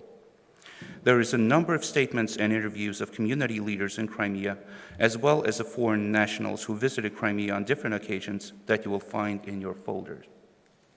For the first time, a presidential decree was adopted on the rehabilitation of the Crimean Tatar people and providing support for their revival and development, granting them specific social benefits. This measure has been long awaited by Crimean Tatars and had never been taken by Ukraine. The Russian government has also approved the investment of 708 billion rubles, over 10 billion euros, into the development of Crimea in 2015-2020, with more than 10 billion rubles, over 150 million euros, specifically earmarked for the development of the Crimean Tatar community, including for organizing cultural events and publication of literature in the Crimean Tatar language. 150 Crimean Tatars have been elected to Crimean state organs as a result of the September 2014 elections. In the Ministry of the Interior of the Republic of Crimea, there are 56% Russians, 29% Ukrainians, and 11% Crimean Tatars. In the Prosecutor's Office of the Republic of Crimea, there are 71% Russians, 16% Ukrainians, and 10% Crimean Tatars. The heads of the institutions of general education are 548 Russians, 180 Ukrainians, and 48 Crimean Tatars. Teaching staff are 27,755 Russians, 4,996 Ukrainians, 5,552 Crimean Tatars. Mr. President, turning to the content of the application currently before the court, I would like, first of all, to draw the court's attention to what is missing from it and from Ukraine's presentation yesterday. Ukraine does not allege that any laws of the Russian Federation discriminate against Crimean Tatars or Ukrainians. Neither does Ukraine provide any examples of hate speech. What is more striking is that Ukraine has failed to produce a single piece of primary evidence, whether documents or contemporary statements, supporting, for instance, allegations of ethnic-based intimidation. This is despite the fact that, according to the applicant, Ukraine has been collecting evidence for years and, on Ukraine's case, had access to tens of thousands of Crimean residents who moved to Ukraine. It is worth noting that the two affidavits that were included at the last moment in Ukraine's submission cannot be viewed as primary evidence. The affidavit of Mrs. Lutkovskaya is just another hearsay document produced by a Ukrainian official. Mr. Chubarov is also a member of Ukrainian parliament, whose affidavit is in its major part relates to issues not relevant for this case, deportation of Crimean Tatars in the 1940s, or to circumstances he cannot have primary knowledge of. The applicant relies heavily on the views of international organizations. However, it should be borne in mind that the views of on the status of Crimea often prejudge the attitude towards the situation in Crimea itself. A number of documents of international organizations, which at first glance address the human rights situation in Crimea, are in fact mostly concerned with its status. An example of such a document is UN General Assembly resolution on the human rights situation in Crimea, adopted by a split vote with almost 2/3 of the member states either abstaining or voting against. You will see that it contains such terminology as occupation, which Ukraine put as the core issue of the resolution according to its own statement. As to reports of OHCHR or OSCE relied upon by Ukraine, these institutions have no presence on the ground in Crimea, since Ukraine insists that they can visit the peninsula only as a part of Ukraine. In particular, the 16th OHCHR report on the situation in Ukraine is based on a total of 176 interviews, predominantly on Ukraine, not Crimea. The major part of the report, as well as of these interviews, relate to the situation in Ukraine, not Crimea. The Russian Federation puts high trust in this court, the main judicial organ of the United Nations, that is called to solve legal disputes based on legal criteria and independent review of applicable facts. The court should approach with extreme caution information used in the application. Ukraine simply misstates the facts. The most glaring example is the number of Crimean Tatars living in Crimea. In the request, it was asserted that the number of Crimean Tatars living on the peninsula has dropped catastrophically more than 5 times after the change of the status of Crimea, from 243,400 to 42,254. If it were true, such a situation would indeed be tragic, but the applicant has simply picked up on the wrong figures from the statistics, quoting the number of Tatars, not of Crimean Tatar origin. Yesterday, the applicant tried to adjust the numbers, asserting that there are 230,000 Crimean Tatars, and quoted the wrong number again. There are 232,340 Crimean Tatars currently living in Crimea. Moreover, since Ukraine made the point that the difference between Crimean Tatars and Tatars is a confusing distinction, we can quote the correct number of Tatars living in Crimea, which is 277,336. Thus, the overall number of Tatars currently living in Crimea is slightly higher than before 2014. Yesterday, Ukraine also quoted the number of Ukrainians in Crimea seeking to illustrate the exodus of Ukrainians from Crimea, and again misstated the numbers. There are not 291,603, but 344,515 Ukrainians in Crimea. Statistical data provided by Ukraine regarding educational opportunities in Crimean Tatar and Ukrainian languages are also incomplete and misleading, as will be explained by Professor Forteau. Another kind of information in the application refers to certain individual alleged violations of human rights. However, to establish discrimination or a campaign of cultural erasure, it cannot be enough to say that the person whose rights have allegedly been violated belongs to a certain ethnicity. Yet this is precisely what Ukraine does. It presents to the court a number of incidents involving Crimean Tatars and Ukrainians and says that these by themselves demonstrate discrimination. This relates to instances of missing persons and also the law enforcement activities in the implementation of the law on fighting extremism, like searches and confiscation of literature that will be further addressed by Professor Forteau. The applicant also alleges that Russian authorities do nothing to investigate cases of missing persons, specifically of Crimean Tatar and Ukrainian origin. Allow me to provide several figures. In 2015 and 2016, law enforcement authorities established the whereabouts of 63 missing Crimean Tatars out of 78 registered cases, and 131 missing Ukrainians out of 152 cases. During that same period, the authorities established the whereabouts of 761 missing Russians out of 869 registered cases. Hence, all cases of missing persons are being investigated regardless of national or ethnic origin of those missing. Now I will address the measure that is declared by Ukraine as the culmination of discrimination, the ban on the Mejlis as an extremist organization. Ukraine seeks to portray the Mejlis as the sole representation of the Crimean Tatar people. The Mejlis was created by a delegation of representatives of the Crimean Tatar people called Kurultai in 1991, which assumed representation of the entire Crimean Tatar people.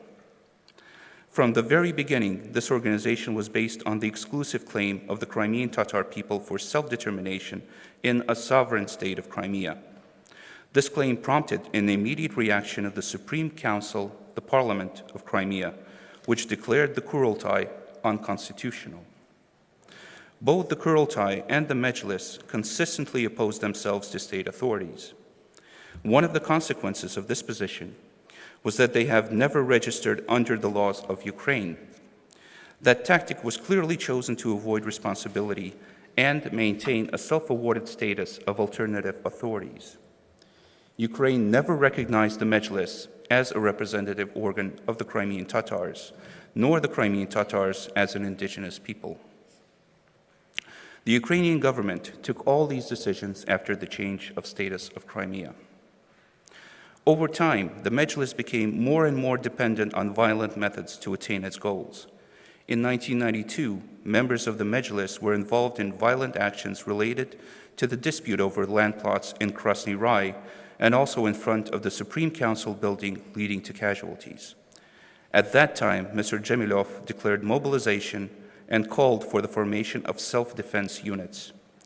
As a result of these events, the Supreme Council of Crimea adopted the decision declaring anti-constitutional the activities of the Mejlis and its local branches aimed at raising political tensions and promoting of inter-ethnic hatred by organizing mass disorders and calls to overthrow local and state authorities. The then President of Ukraine, Kravchuk, condemned the violent, unlawful actions of persons with extremist positions acting on behalf of the Mejlis, and noted that the Supreme Council of the Republic of Crimea and its structures are the only legal authorities in Crimea. In 2014, the Mejlis continued with its violent tactics, now in new circumstances. First, in front of the Supreme Council building on 26 February 2014, where the actions of the Mejlis members and supporters, including Mr. Chigaz, resulted in 2 people dead and 79 injured.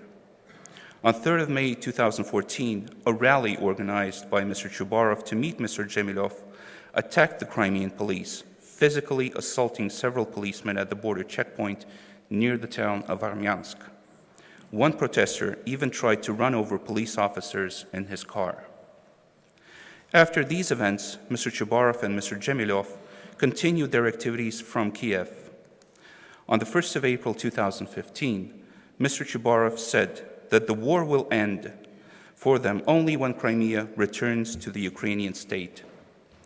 In September 2015, the activities of the Mejlis and the right sector nationalists blocked the road checkpoints and the railroad, and then in October and November cut the supply of energy to Crimea by blowing up the electricity pylons that had a dramatic effect on the peninsula. President Poroshenko called the blockade an action of public activists of the Crimean Tatar people. The state authorities, the Ukrainian border control officers, and the Ministry of the Interior received orders to secure public order and to prevent provocations. The decision to ban the Mejlis was a response to these violent actions and has nothing to do with the ethnicity of its members. Ukraine seeks to present this decision as depriving Crimean Tatars of their only representation, which is not correct. The court decision by the highest judicial authority in Russia introducing the ban specifically pointed out that there are 30 other Crimean Tatar organizations in Crimea with more than 20,000 members. Many of these organizations oppose the Mejlis. A request of the applicant to suspend the ban on the Mejlis is indeed a measure which is not only inappropriate, since it prejudices the issues that cannot be properly considered at this stage of the proceedings, but also will be seriously undermining the state's security and public order. Mr. President, distinguished members of the Court, Ukraine asserted that there had been genuine negotiations between Russia and Ukraine regarding the subject matter of the application. In reality, Ukrainian officials have been quite clear that Ukraine did not intend to engage in bona fide negotiations and was just, quote-unquote, going through the motions. As the head of the Russian delegation, I was present at all 3 rounds. Each time, Ukraine proposed one-day consultations just for a few hours, despite Russia's suggestion to allocate more time. During 2 rounds, a key member of the Ukrainian delegation excused herself even earlier, citing her busy schedule. In December 2016, the Ukrainian delegation abruptly decided to end the consultations for no apparent reason, and in January filed the application to the court. Neither during the last round of consultations in December 2016, nor indeed earlier, did Ukraine even mention that, in its view, the situation was gaining urgency. It did not refer to any particular fact or circumstances that, in its view, required urgent action.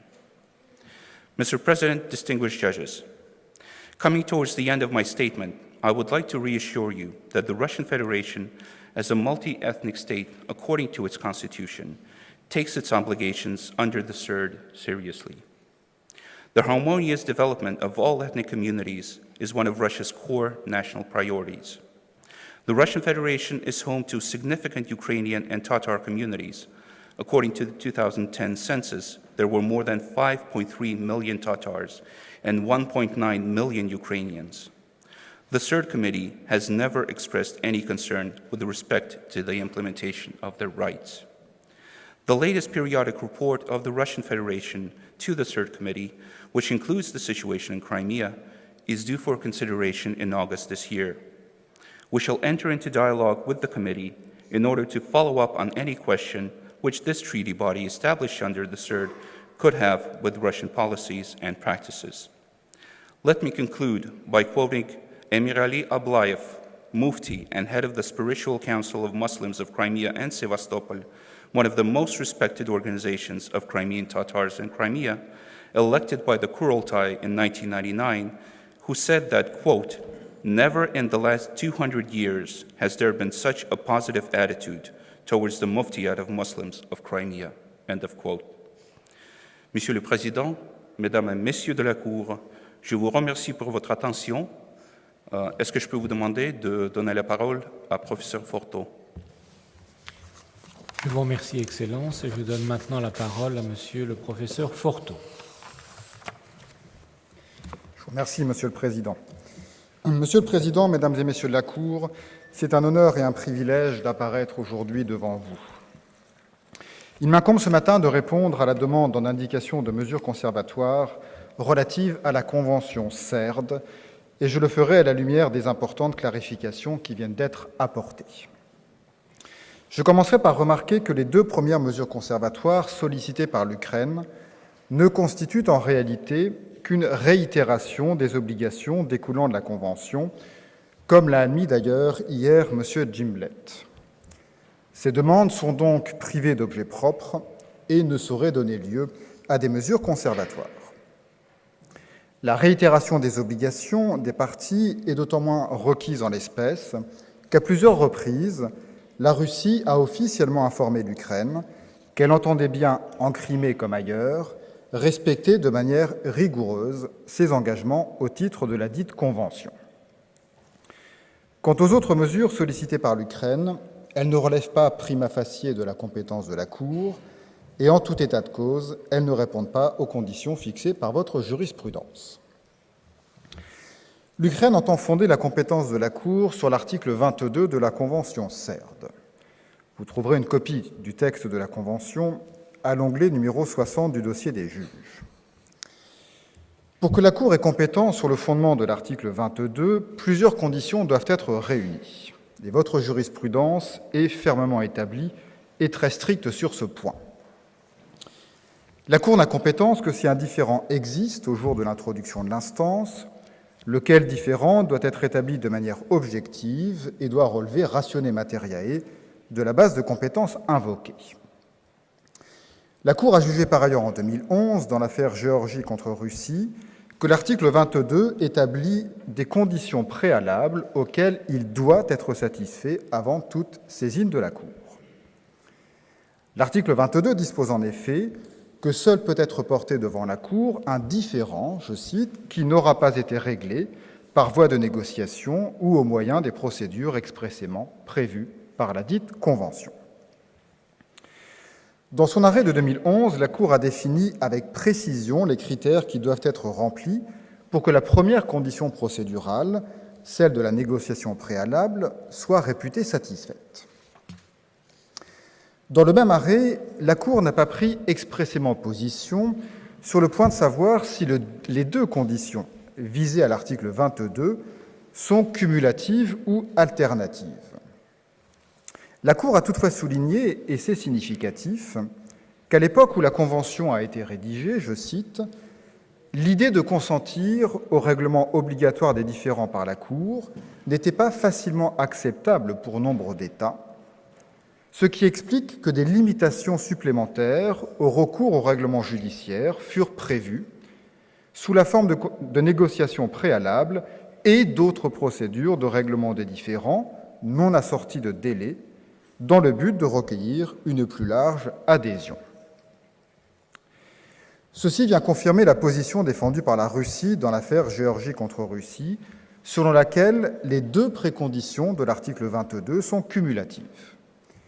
Nous permettons de vous renvoyer à cet égard au passage pertinent des exceptions préliminaires de la Russie et de ces deux tours de plaidoirie orale de 2010 qui gardent toute leur pertinence aux fins de la présente affaire. Bien entendu, à ce stade de l'instance, il s'agit seulement d'apprécier si la Cour a compétence prima facie. Mais au regard des clarifications apportées ces dernières années, il apparaît que cette compétence prima facie n'est pas établie en l'espèce, et cela pour trois séries de raisons. Premièrement, l'Ukraine admet qu'elle n'a pas cherché, avant de vous saisir, à faire recours aux procédures expressément prévues par la Convention et qu'elle n'a donc pas respecté la deuxième précondition fixée à l'article 22. Il est surprenant, à vrai dire, que l'Ukraine n'ait pas saisi le comité CERD de ces allégations, alors que les articles 11 à 13 de la Convention organisent une procédure spécifique de plainte interétatique devant le comité. Il est tout aussi surprenant que l'Ukraine n'ait rien dit hier de cette précondition, alors qu'elle a été longuement débattue dans l'affaire Géorgie contre Russie. Lors des échanges diplomatiques, la Russie avait d'ailleurs expressément rappelé à l'Ukraine, le 27 novembre 2004, qu'elle devait suivre cette procédure, dont l'effet utile est évident en cas de différend entre États. Cette procédure permet notamment au comité, puis à une commission de conciliation, d'établir les faits en demandant, si besoin est, aux parties de fournir toute information pertinente, ce que le comité est au demeurant très bien placé pour faire, dès lors qu'au titre de l'examen des rapports périodiques des États prévus à l'article 9 de la Convention, il est pleinement informé des mesures adoptées par les États en application de la Convention, mesures dont il assure le suivi régulier. Qui plus est, le comité peut déclencher la procédure d'intervention d'urgence lorsqu'une situation exige une attention immédiate pour empêcher ou limiter l'extension ou le nombre de violations graves de la Convention. Cette procédure d'urgence est précisément définie et vise à produire un plein effet sur la base en particulier des directives adoptées sur ce point par le comité en 2007. Dans la mesure où l'Ukraine n'a pas saisi le comité en vertu de l'article 22, la Cour n'a manifestement pas compétence en la présente affaire. Deuxièmement, aucun élément ne démontre qu'il y aurait eu une véritable tentative de négocier. Certes, pendant 2 ans et demi, des échanges ont eu lieu entre les parties, sous la forme de notes verbales et de 3 séries de réunions. Mais comme l'agent de la Russie vient de l'indiquer, l'Ukraine ne s'est engagée dans ce processus que de manière formelle. Elle s'est limitée à faire état d'un certain nombre d'accusations qui n'ont cessé d'évoluer d'une note verbale à une autre, ce qui signifie, et c'est important, que les positions des deux parties n'ont pas pu jusqu'à maintenant être arrêtées définitivement sur les questions en litige. L'Ukraine n'a par ailleurs pas pris la peine d'étayer ces accusations par des documents probants, ni de dédier le temps nécessaire à l'examen par les deux parties de ces allégations. Enfin, il résulte explicitement des derniers échanges entre les parties qu'elles n'avaient pas exclu la possibilité de négociations futures. Dans ces circonstances, il est manifeste que la condition de négociation préalable, telle qu'elle est circonscrite par votre jurisprudence, n'est pas non plus remplie. Troisièmement, la Cour ne peut ordonner de mesures conservatoires que si les dispositions invoquées par le demandeur semblent prima facie constituer une base sur laquelle sa compétence pourrait être fondée. Il appartient donc à l'Ukraine de démontrer que, prima facie, les faits qu'elle allègue sont susceptibles de constituer des violations des dispositions de la Convention CERD. Deux observations fondamentales s'imposent ici. Tout d'abord, il est important de rappeler que la Convention n'interdit que les discriminations. Cela signifie qu'une différence de traitement doit être établie pour que les dispositions de la Convention trouvent à s'appliquer. Cela signifie notamment que les différents droits visés dans les différents alinéas de l'article 5 de la Convention ne sont pas protégés en soi, contrairement à la fausse impression qu'a voulu créer hier M. Gimlet. Ce que protège la Convention dans son article 5, c'est uniquement l'absence de discrimination dans la jouissance de ces droits. Il ne suffit donc pas d'alléguer qu'un préjudice aurait été subi par une personne ou que l'un de ses droits aurait été atteint. Il faut démontrer que ce préjudice ou cette atteinte à un droit est de nature discriminatoire. Et il appartient à ce titre à l'Ukraine d'établir que la Russie aurait adopté des mesures qui affectent de manière discriminatoire les communautés tatares et ukrainiennes en comparaison avec le sort réservé à d'autres résidents de la Crimée. Le test de comparabilité est de fait au cœur du principe de non-discrimination. Ensuite, la Convention n'interdit les discriminations que pour autant qu'elles sont fondées sur un certain nombre de motifs limitativement énumérés à l'article 1, à savoir la race, la couleur, l'ascendance ou l'origine nationale ou ethnique. Il appartient donc au demandeur de prouver que le motif de la différence de traitement, si elle existe, tient à la race ou l'origine nationale ou ethnique des personnes concernées. Toute différence de traitement reposant sur un autre motif n'est pas prohibée par la Convention. Prima facie, les mesures provisoires sollicitées par l'Ukraine ne tiennent pas compte de ces éléments. En ce qui concerne tout d'abord les droits découlant des articles 3, 4 et 6 de la Convention, dont l'Ukraine sollicite la protection à titre conservatoire, l'Ukraine n'a formulé aucune allégation précise ni soumis aucun élément factuel dans sa demande. L'Ukraine a gardé d'ailleurs hier le silence le plus complet sur ces trois dispositions. En ce qui concerne ensuite les articles 2 et 5 de la Convention, l'Ukraine se contente de dresser une liste d'allégations de violations de droits de l'homme qui auraient affecté des personnes d'origine tatare ou ukrainienne. Mais à aucun moment l'Ukraine n'explique en quoi ces allégations seraient constitutives de discrimination raciale. L'Ukraine affirme par exemple que les mesures préventives d'enquête ou de poursuite pénale que les autorités russes ont été amenées à prendre contre certaines personnes ou entités tatares ou ukrainiennes relèveraient d'une campagne de discrimination raciale. L'examen des statistiques disponibles dément toutefois l'existence d'une différence de traitement. Vous trouverez les statistiques à l'onglet numéro 62 du dossier des juges. Ce document montre que les personnes d'origine tatare ou ukrainienne n'ont pas fait l'objet en matière pénale d'un traitement discriminatoire par rapport aux autres habitants de la Crimée. Au contraire, proportionnellement, il apparaît qu'elles ont fait l'objet de moins de poursuites pénales que les autres habitants. Les mesures de fouille, les mesures préventives ou les poursuites pénales que l'Ukraine reproche aux autorités de Crimée d'avoir diligenté contre certaines personnes d'origine tatare ou ukrainienne poursuivent par ailleurs un but légitime, à savoir la lutte contre l'extrémisme. Lutte que la Russie mène partout sur son territoire contre toute personne impliquée dans de tels actes. Dans la très grande majorité des cas, les mesures préventives et pénales ont visé des personnes ayant un lien avec l'organisation Hizb ut-Tahrir al-Islami, qui est considérée comme extrémiste par la Russie. Comme l'indiquent les documents soumis par l'Ukraine, les mesures prises par exemple tout récemment, en janvier dernier, contre messieurs Kourbelinov et Polozov, dont l'Ukraine a prétendu hier qu'ils auraient fait l'objet de mesures d'arrestation discriminatoires, avaient un lien avec les activités de cette organisation. Or, celle-ci est interdite en raison de ses discours et activités extrémistes, non seulement en Russie, mais également en Allemagne et dans plusieurs États arabes et asiatiques. La Cour notera sans doute avec intérêt à cet égard que dans deux affaires récentes, l'une concernant l'Allemagne, l'une concernant la Russie, la Cour européenne des droits de l'homme a validé les mesures prises par les deux États contre cette organisation extrémiste en estimant que ces discours et activités étaient contraires tant à la lettre qu'à l'esprit de la Convention européenne des droits de l'homme.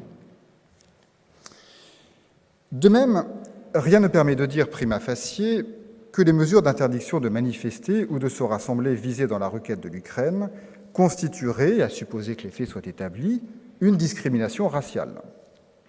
Les mesures prises dans le cadre de la lutte contre le séparatisme ou l'extrémisme, ou les interdictions de manifester dans certains endroits, s'appliquent en Crimée, en vertu des règles en vigueur, à tous et à toute manifestation, et elles reposent par ailleurs sur un motif permis par la Convention. L'Ukraine n'a avancé aucun élément tangible qui démontrerait que lorsque ces mesures sont appliquées à des personnes d'origine tatare ou ukrainienne, elles le seraient de manière discriminatoire en raison de l'origine raciale ou ethnique des personnes concernées. Monsieur le professeur, je vous demanderai de poursuivre votre exposé avec une lenteur raisonnable. Je respecterai scrupuleusement vos consignes. Et donc de la Cour. Merci. Bien entendu, Monsieur le Président.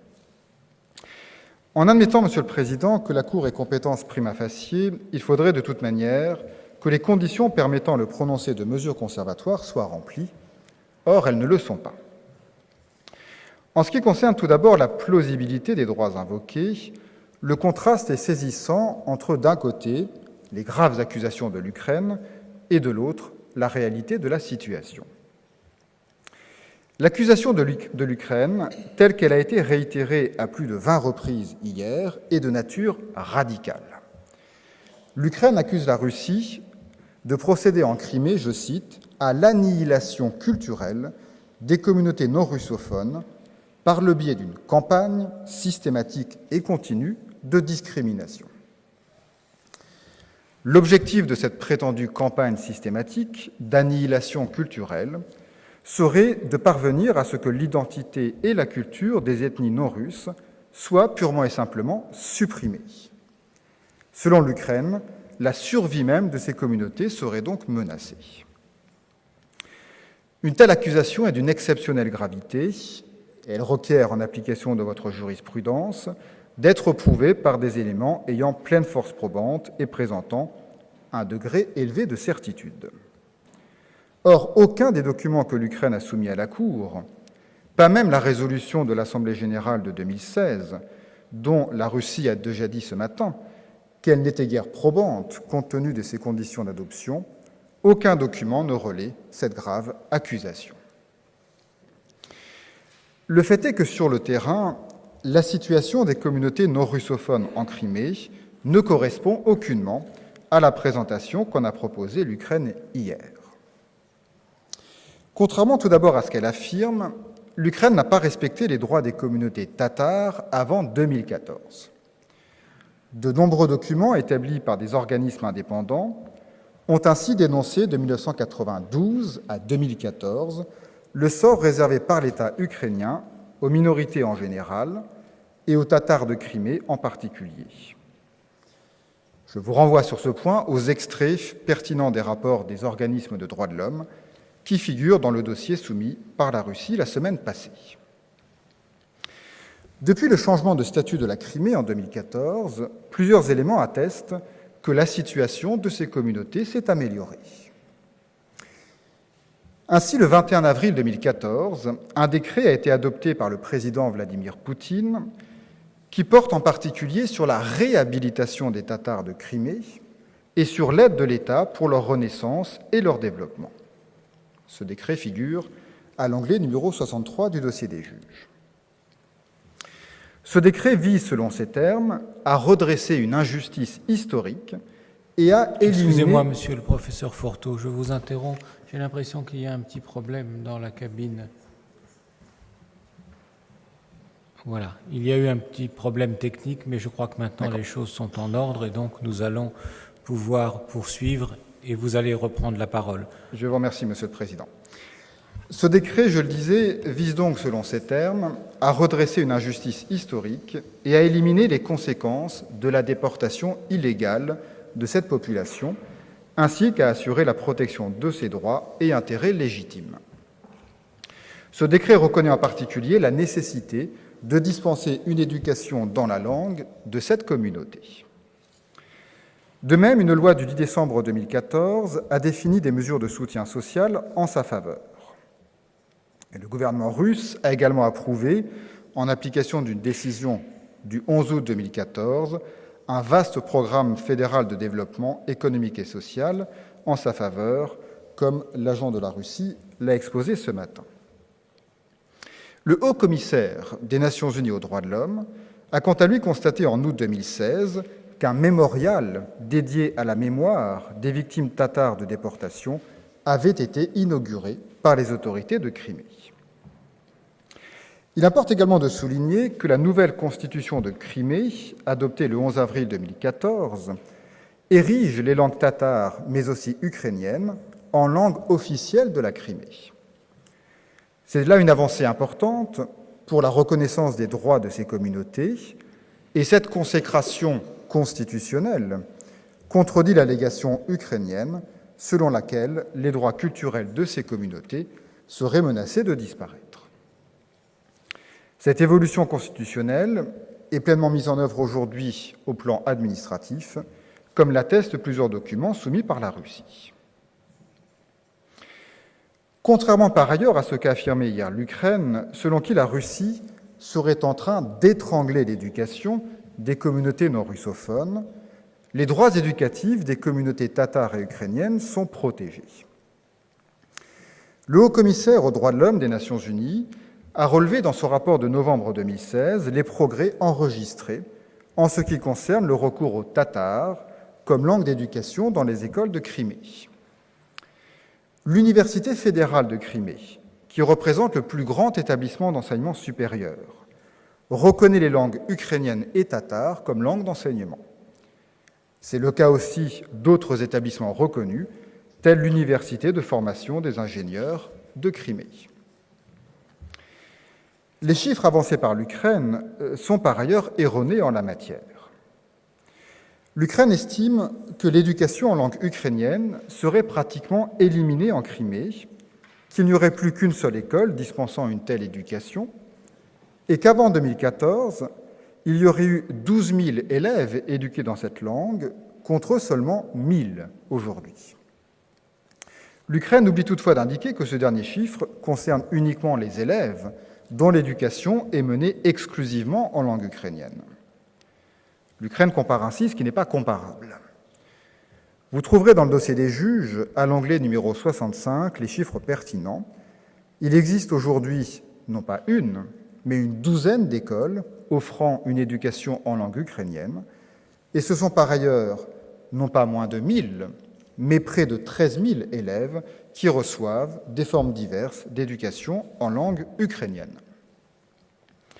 On notera de même l'existence, dans plusieurs villes de Crimée, d'organisations nationales et culturelles ukrainiennes, librement constituées en vertu du droit russe, comme le montre le document numéro 66 du dossier des juges.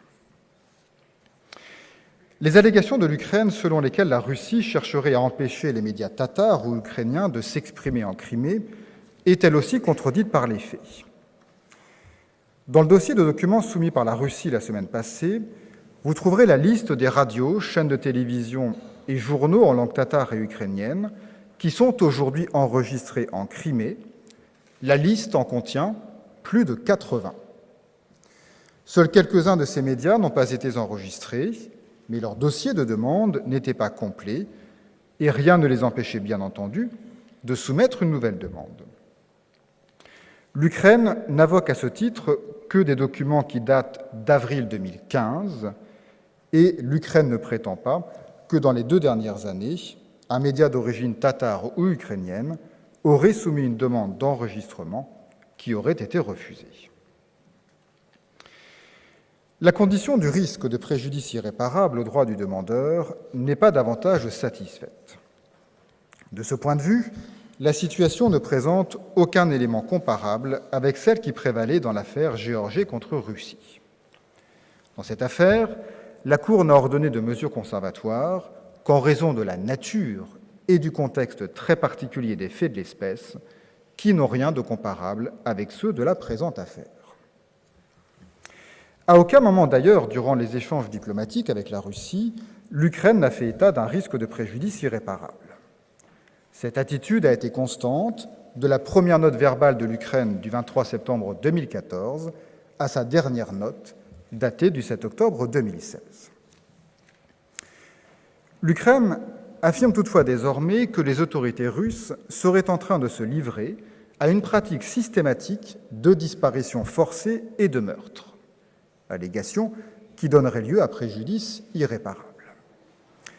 L'agent de l'Ukraine a même accusé hier la Russie de, je cite, « supprimer les groupes qu'elle considère comme ses ennemis ». Je souhaiterais faire 5 remarques à cet égard. Tout d'abord, les documents sur lesquels l'Ukraine s'est fondée hier n'indiquent pas que la Russie serait en train de se livrer à une campagne de meurtre en Crimée.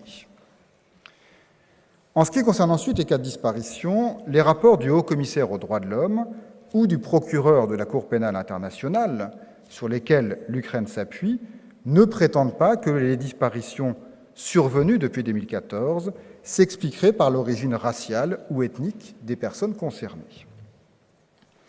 Ces mêmes documents ne prétendent pas davantage que la Russie serait elle-même responsable de ces disparitions. Quant à l'allégation de l'Ukraine selon laquelle ces disparitions continuent et devraient donc cesser, elle est contredite par les rapports du Haut-Commissaire aux droits de l'homme. Dans son rapport d'août 2016, celui-ci ne faisait état que d'un seul cas de disparition pour le premier semestre de l'année 2016, et dans son dernier rapport, il n'a fait état d'aucun cas de disparition depuis mai 2016, ni plus largement d'aucune situation de mise en danger de la vie d'autrui. L'Ukraine a affirmé enfin que les autorités de Crimée auraient refusé d'enquêter sur ces disparitions. Comme l'agent de la Russie vient de l'indiquer, de telles enquêtes ont eu lieu et sont menées de manière approfondie et exhaustive. Cela a d'ailleurs été constaté par le Haut-Commissaire aux droits de l'homme des Nations unies. Celui-ci a relevé dans son rapport d'août 2016 que, contrairement à ce qu'a affirmé hier M. Gimblett, une enquête a bel et bien été ouverte immédiatement après la disparition de M. Ibragimov en mai 2016.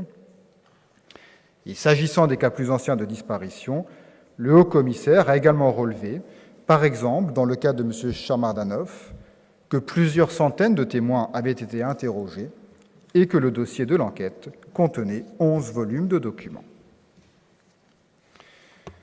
Aucune situation d'urgence n'existe enfin en l'espèce, contrairement à ce qu'affirme l'Ukraine.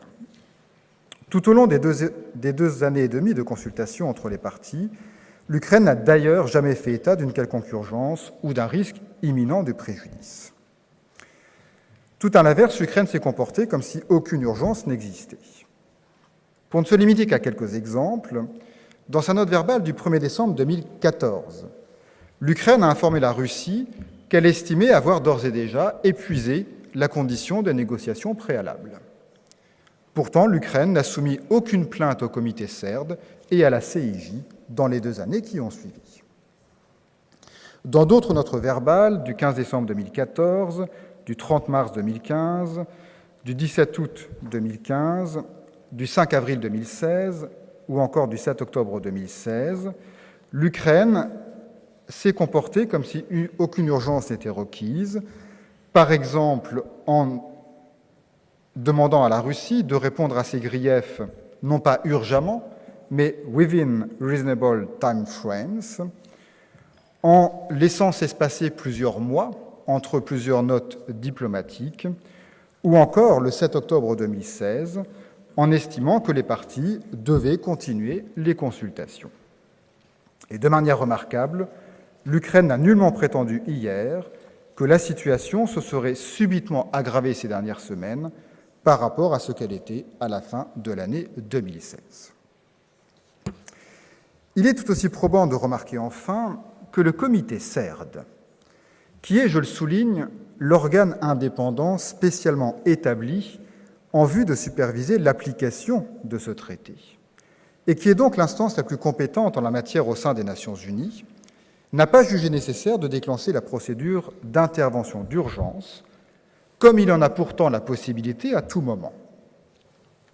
Le comité a utilisé à 4 reprises cette procédure d'urgence à l'égard de la Russie, à chaque fois pour des faits qui n'ont aucun lien avec la présente affaire. Il l'a fait en mars, ainsi qu'en septembre 2011, puis le 15 mai 2015, puis de nouveau le 26 janvier 2016. À aucun moment, en revanche, le comité n'a déclenché cette procédure en ce qui concerne le cas de la Crimée, et cela alors même qu'il assure le suivi de cette situation depuis plusieurs années. Le comité est saisi depuis longtemps, en effet, de la situation minoritaire des communautés minoritaires en Crimée, notamment parce que pendant de nombreuses années, leurs droits n'étaient pas respectés par l'État ukrainien. En août 2016, l'Ukraine a exposé au comité ses allégations relatives à la Crimée dans le cadre de l'examen de son rapport périodique. Le comité est par ailleurs en train d'examiner le rapport périodique de la Russie, soumis l'an passé, pour lequel le dialogue va s'engager entre le comité et les autorités russes lors de la prochaine session du comité en août prochain. Dans ces circonstances, le fait que le comité, qui est l'organe le plus compétent en ce domaine et qui a tous les éléments d'information en main, n'ait pas jugé nécessaire de déclencher la procédure d'urgence, alors qu'il l'a fait dans le passé en relation avec d'autres situations concernant la Russie, prive de toute crédibilité l'accusation de l'Ukraine selon laquelle les autorités russes seraient en train de se livrer en Crimée à une campagne systématique d'annihilation culturelle visant à supprimer les communautés tatares et ukrainiennes. Monsieur le Président, Mesdames et Messieurs de la Cour, ceci vient confirmer que dans cette affaire, il n'est pas possible et il n'est pas nécessaire d'indiquer de mesures conservatoires au titre de la Convention CERT. Ceci conclut, Monsieur le Président, le premier tour de plaidoirie de la Fédération de Russie. Nous vous remercions, Mesdames et Messieurs de la Cour, de votre écoute patiente et attentive. Merci, Monsieur le Professeur. En effet, vos propos concluent le premier tour d'observations orales de la Fédération de Russie. La Cour se réunira de nouveau demain, mercredi 8 mars, à 10h, pour entendre le second tour d'observation orale de l'Ukraine. L'audience est levée.